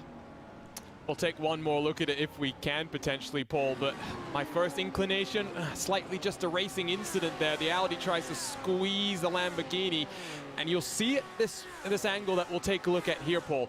It's just the smallest of contacts, and from there it all spirals. The cars don't slow down the way that they want, and that Audi ends up in the wall. Certainly does. We'll get another look then from Simon Field's car, because this will be a telling look here to see what happens in this one. He's a hard charger, is Simon. He won't give up without a fight. It's just yeah, that's a tough one, is that? Well, you don't really see it from that angle, Paul, but from the other angle, you did see slight door-to-door contact as well. That did affect the way that those cars were slowing down. Let's jump back to live pictures, though, and oh, is that a pass for Nicole Foggy, or is that Josh Thompson there? It's Nicole Foggy who's moved forward, up into third place now, ahead of Van der Ness. So he's trying to charge down on Thompson. By the way, I said he wasn't catching was Thompson. Well, he did on that last lap by half a second. So Paulo Munoz will be starting to feel a little bit under pressure when he sees that gap is getting closer and closer now between the front two. But Nicole Foggy has been released. Ross McFarlane is still in this gaggle of cars. He's still got to get past those two Pro-Am machines. This will enable, I think, Foggy to potentially fight for the victory here. 1.6 seconds the gap between first and second. A further 2.9 back to Nicole Foggy. And at this point, if you're Foggy, Paul, I would be rather content with a third place finish. But what we know is with a championship on the line, you see McFarlane down the inside of one of those Pro-Am cars. He knows that he can't afford to let his teammate close on him at all. Yeah, Ben Gregory, that is, that he's alongside, although this move isn't done. Now it is. Chris Wood's trying to take advantage of that as well. He's gone around the outside of Ben Gregory. He's got the inside for turn 14. Now they're both giving each other space, and Gregory, oh, he slots in, does Gregory, but he'll try and use that slipstream now on that BMW. That BMW is a big vehicle. You can see the size of it compared to the Lamborghini, and that Lamborghini, a little bit higher top speed, down the straight after using the slipstream. And Max Wolf is loitering in the background there in the Evo SR car. He's trying to move forward as well from 8th place, but Gregory back up ahead of Wood, but Wood isn't giving up on this one. A very aggressive defense from Gregory, and you know why, Paul? He wants to pass Chris Van der Ness for the lead in their class as well, so you might wonder why Gregory is fighting Wood so hard. And at this point, Paul, 6 minutes left on the clock. I very much appreciate why Gregory sniffs a race victory here. Well, yeah, certainly in his class, he'll be looking for it. Look at that, Wood's not really gaining in that slipstream. That BMW, it's just been speaking to a few of the drivers from Team Mad who run that BMW. They've been saying it's been a pig everywhere for them. So something's not quite settling for them in that car for them to be able to move forward. And complete contrast to the Lamborghini behind. Your AM leader here, Paul, 8th position. and is putting a lot of pressure onto that BMW. Yes, you have Ben Palmer closing in from behind, but what a day it's been for your amateur drivers overall, I think. First, we saw Morgan Butler in that second race, excuse me, of the day. Very strong drive there. We saw the Pro-Ams very strong. The Altitude Pro-Am car very strong in race 1. And really, these amateur and Pro-Am cars, they do not sit there and let the pro guys drive around them lying down. Well, speaking of the Altitude Esports drivers, as by the way, that's Ross McFarlane with a move on 5th place now, for 4th place should I say. Chris Van Der Nest down to 5th. The two drivers who had that incident, Matt Fletcher is in 29th place at the moment for Altitude Esports. Tom Dadswell, the Pro-Am of the two, in 25th. So he's doing slightly better than his pro driver teammate of Matt Fletcher. Seems to have just gotten through a bit of the carnage very, very well. And I think one of the things that we've seen from cars starting further back is just how well can they get their way through the pack. Speaking of getting through the pack, here comes Ben Palmer on Max Wolf. Can Palmer make that move stick? The answer is yes, he does. Oh, he can carry. He's so much confidence in that car, hasn't he? And just gets it into turn 1, gets it through there, carries the speed. You can tell by the body language of a car when a driver is just absolutely on it and feeling at one with the car. Yeah, and we've seen drivers pushing track limits, not always looking as comfortable. That Pure Sims Audi, all of them, you've got multiple of them up here in the top 10, has always looked very, very content. Look at the different lines that are being taken as well, maximizing the track with Paul. A few drivers say if the track builds it for you, why not take advantage of that? Pure Sims really living up to that motto. Well, the lead battle, Paulo Munoz did actually pull away slightly, but it's now closing up again this lap, and Josh Thompson now is 1 second back, and he'll be starting to feel the effect of that slipstream, and around this track that can have quite a big effect, can't it? Because you've got these long straights, you've got this section through to Canada Corner, you've got the run down through the start and finish line, and the run down to turn 5. Oh, Thompson running out all over the grass. I mean, yeah, you're getting charged for using the track, but then using a bit more than you've actually paid for there, Josh. What you see as well is that Mercedes, not known for its speed and agility through the corners, Paul, usually makes it up in terms of raw top-end grunt. And now that Thompson is well and truly in the draft, that gap is just down to 1.2 seconds as they come across the line. Oh, looks like something's happened to Ash Sutton. Day done for him. But it does look as though the Lamborghini, with the slightly quicker reaction through the corner, just slightly more well-suited to some of the slower speed corners, it might be slightly easier for Josh to try and get alongside and then make a very bold move stick here. As they head across the line and get through, see how they get on. But you compare the fastest laps. I mean, Thompson is only 0.3 of a second faster, fastest lap time-wise compared to Paulo Munoz. And yeah, Thompson, however, was within 1/10 on that last lap of his fastest lap. He's going to have one more opportunity, Paul, isn't he? It's going to be white flag next time around. I just suspect he's slightly too far behind at this point in time.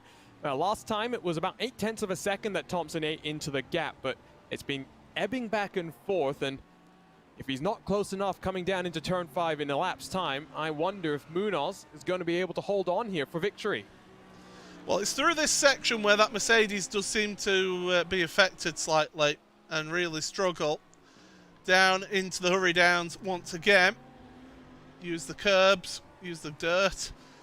Through the carousel. Penultimate time here in this race. That gap is now under a second, and you can see how that Lamborghini just closes up time through the carousel. That Mercedes just understeering all the way through. But then the grunt, the raw grunt that Mercedes has out the corner, really showing. Big mistake there from Thompson, and that could have cost him his, it could have potentially cost him his race there if he wasn't careful. And I think that might cue the end of the battle music as things were. It was so close, and gap is 1.2, Paul, but white flag about to be in the air. It's what, 15, 14 corners here at Road America, depending on who you ask. I don't think Thompson's close enough to get the move done yet. Well, as they go through, it's going to be Munoz starting that final lap, and he's just got to keep it together now for the Pure Sims by Craig setup shop car. Across the line they go. Start of your final lap. And, well, Thompson will need the lap of a lifetime. He hasn't been a second quicker all the way through this race. So Munoz just needs to hit his marks and keep it clean. Speaking of hitting their marks, Ben Gregory, Ben Palmer are battling. Chris Wood as well is involved in that battle. Matthew Doyle, I see on my timing screen, has had an instant further down in your field, and he has been he's getting back up to speed now, but he's down in 28th. But yeah, looking at your standings, best Pro-Am is Chris Van Der Ness in 5th place. There you see him at the front of this queue of cars. Then Ben Gregory is the next best Pro-Am with Matt Woodhouse in 10th place, your 3rd place Pro-Am. Am drivers, Max Wolf, tremendous job. Morgan Butler and Michael Blake are battling it out for that 14th, 15th places. Simon Field and Paul Webster are battling into turn number 5, and it's Field who's moved ahead. But we've got to look forward then. Thompson, he can sniff something here, but it's not quite close enough.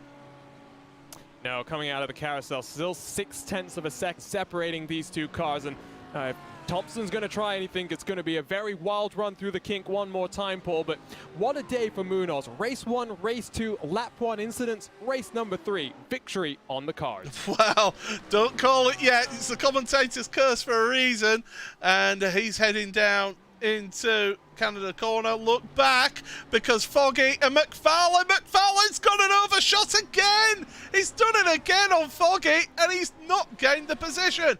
But through the final couple of corners then, Munoz, he's just got to get the run. He's got to get a clean run out the corner. But look at Thompson. He's in the slipstream. He's all over the back of Munoz. How can it go across the line? I think that Mercedes is just going to have enough.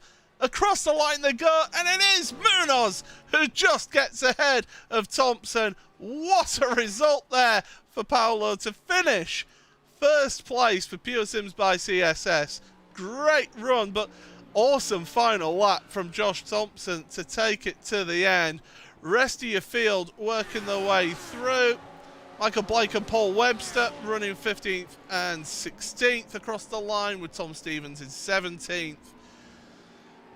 Well, you have to be impressed with what Paulo Munoz had to do there, because he had to keep the pace up once Thompson made his way through.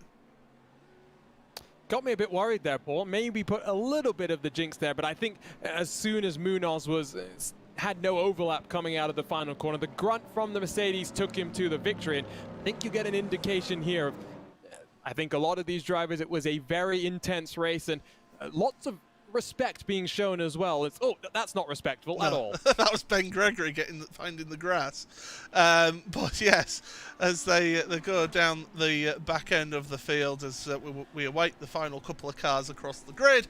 But Paulo Munoz, great result there for the Pure Sims by CSS car. And well, Morgan Butler will be joining him there, because Morgan Butler, of course, finished 2nd in race number 2. So good result for the Craig Setup Shop outfit. Yeah, and again, not necessarily the easiest start to the day, but one of the great things about these sprint rounds in the World GT Championship is the multiple opportunities that drivers get to rebound from disappointment. And it really is the ultimate test of mental strength, and for Paulo Munoz, even someone like Josh Thompson, not victory here in this final race, Paul, but qualified very poorly in race number 1, put him on the back foot right off the bat. Some very impressive drives from a World Championship driver. Well, there you go. There's your final results. Look at that across the line. Less than a 10th of a second between Paulo Munoz and Josh Thompson for the win there. So congratulations to Paulo for a brilliant drive there in the end. Nicole Foggy, 3rd place, ahead of his championship rival Ross McFarlane in 4th. Ben Palmer, 5th, a good hard charging drive from him. 6th for Chris Van Der Ness, who's the top of the Pro-Am drivers. Great result for him and the Performance Link Esports outfit. Ben Gregory in 7th place for Boosted Jericho, finishes 2nd in Pro-Am. Chris Wood in 8th, and then the 3rd place Pro-Am driver Matt Woodhouse in 9th place. Pete Harrod rounding out your top 10. Mike Horder then 11th ahead of Ross Nicholson, and then it's a quartet. Well, actually, no, it's more than a quartet because it's 5 cars, all AM drivers. Morgan Butler winning the AM standings here today in this final race. Max Wolf 2nd place in amateur, and Michael Blake 3rd place in AM. Paul Webster and Tom Stevens right behind them. Lars Van Rijn, Simon Field and Jason Ruhr finishing out 20th place. Brian Lyons then for SimSickers Racing ahead of Adam Watson. Jason Hodgson, who, well, he started up at the front but had issues and dropped down the order. Finishes in 23rd in the end. He was down to 30th at one point. Tom Dadswell and Matthew Turnbull. David Baker down in 26th. John Roberts and Matthew Doyle, Matt Fletcher and Lewis Archer rounding out your top 30. Jonathan Walker then 31st ahead of Andy Archer, with Adam Hedgecock, Simon Neller, Sean Gardner and Chris Byram the last few drivers to finish. The rest did not finish.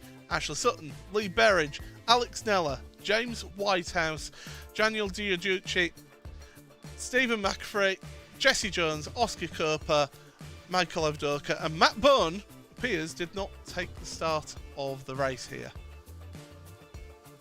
Wow, what a what a couple of races we've had here tonight, Arjuna. That has been absolutely sensational stuff from the World GT Championship.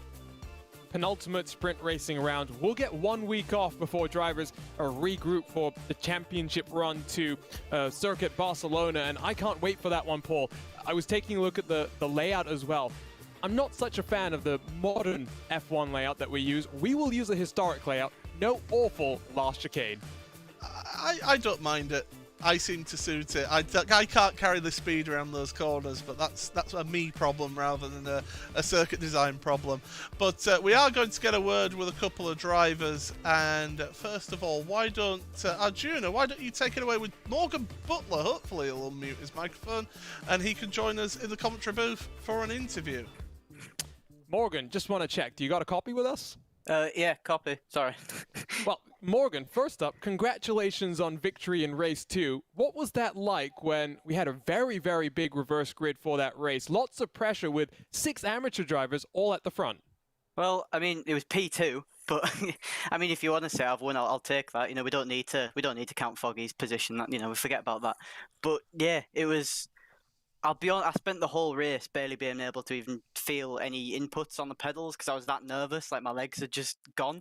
So I was spending the whole race just kind of guessing how far I was pressing the brake. But yeah, it was absolutely fantastic. Like, I set myself a goal at the start of the season to get a podium, and a few people had said I needed to maybe think of a more realistic kind of goal to have. But yeah, I achieved what I wanted to achieve, so I'm over the moon. I can tell in your voice as well. There's a lot of excitement, and I'm sure celebration's about to get underway.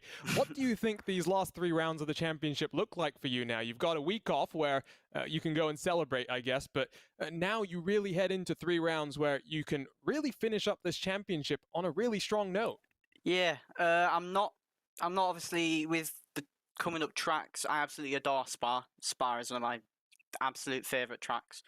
I think that's for the enduro. But then the last 2 rounds, I'm not looking forward to as much. Barcelona is a track I've always struggled at, and Daytona is just a track that I just don't really enjoy that much. But yeah, I'm going in on a positive to all 3 rounds with some pretty good results tonight, so I can't complain. Well, go off and celebrate, Morgan. We'll see you back in a couple of weeks then to round out this season. Congratulations on a very well done result. Thank you very much. So that was Morgan Butler. Doesn't say it's a victory, but you know what? Class victory, it counts nonetheless. Paul, I think we've got one more interview standing by. Josh Thompson, very interesting day for him. It certainly was. Let's have a word with Josh. I mean, well, talk us through your day there, Josh, because that was a bit crazy for you. Yeah, talk about a roller coaster. 3 mixed results, to be honest. Obviously, it all started badly with the queue. I had a few internet issues in qualifying, and I blinked out and blinked back in. Watson had nowhere to go when I blinked back in and kind of put me in the wall. So that put me at the back of the grid. So race 1 was just a recovery. I think it was like P13, P12, which was the most I could do. I was a bit cautious coming through because I was struggling with the car in practice. Race 2, I got turned at the start and dropped to pretty much 40th and got back to 11th with the car feeling really good. Like, I was actually quite comfortable. And yeah, race 3, I've just got to give props to Power. Like, I physically just couldn't get any more out of the car, and he drove an absolute stellar race. Well, I mean, this is it. You know, you look at those results, having to start from the back in race 1, getting involved in instant in race 2, but both occasions, you were able to fight your way through the field, and even then in race 3, having to fight your way through the field. I mean, is that just a case of you having fun out there today because the championship is out of grasp for you?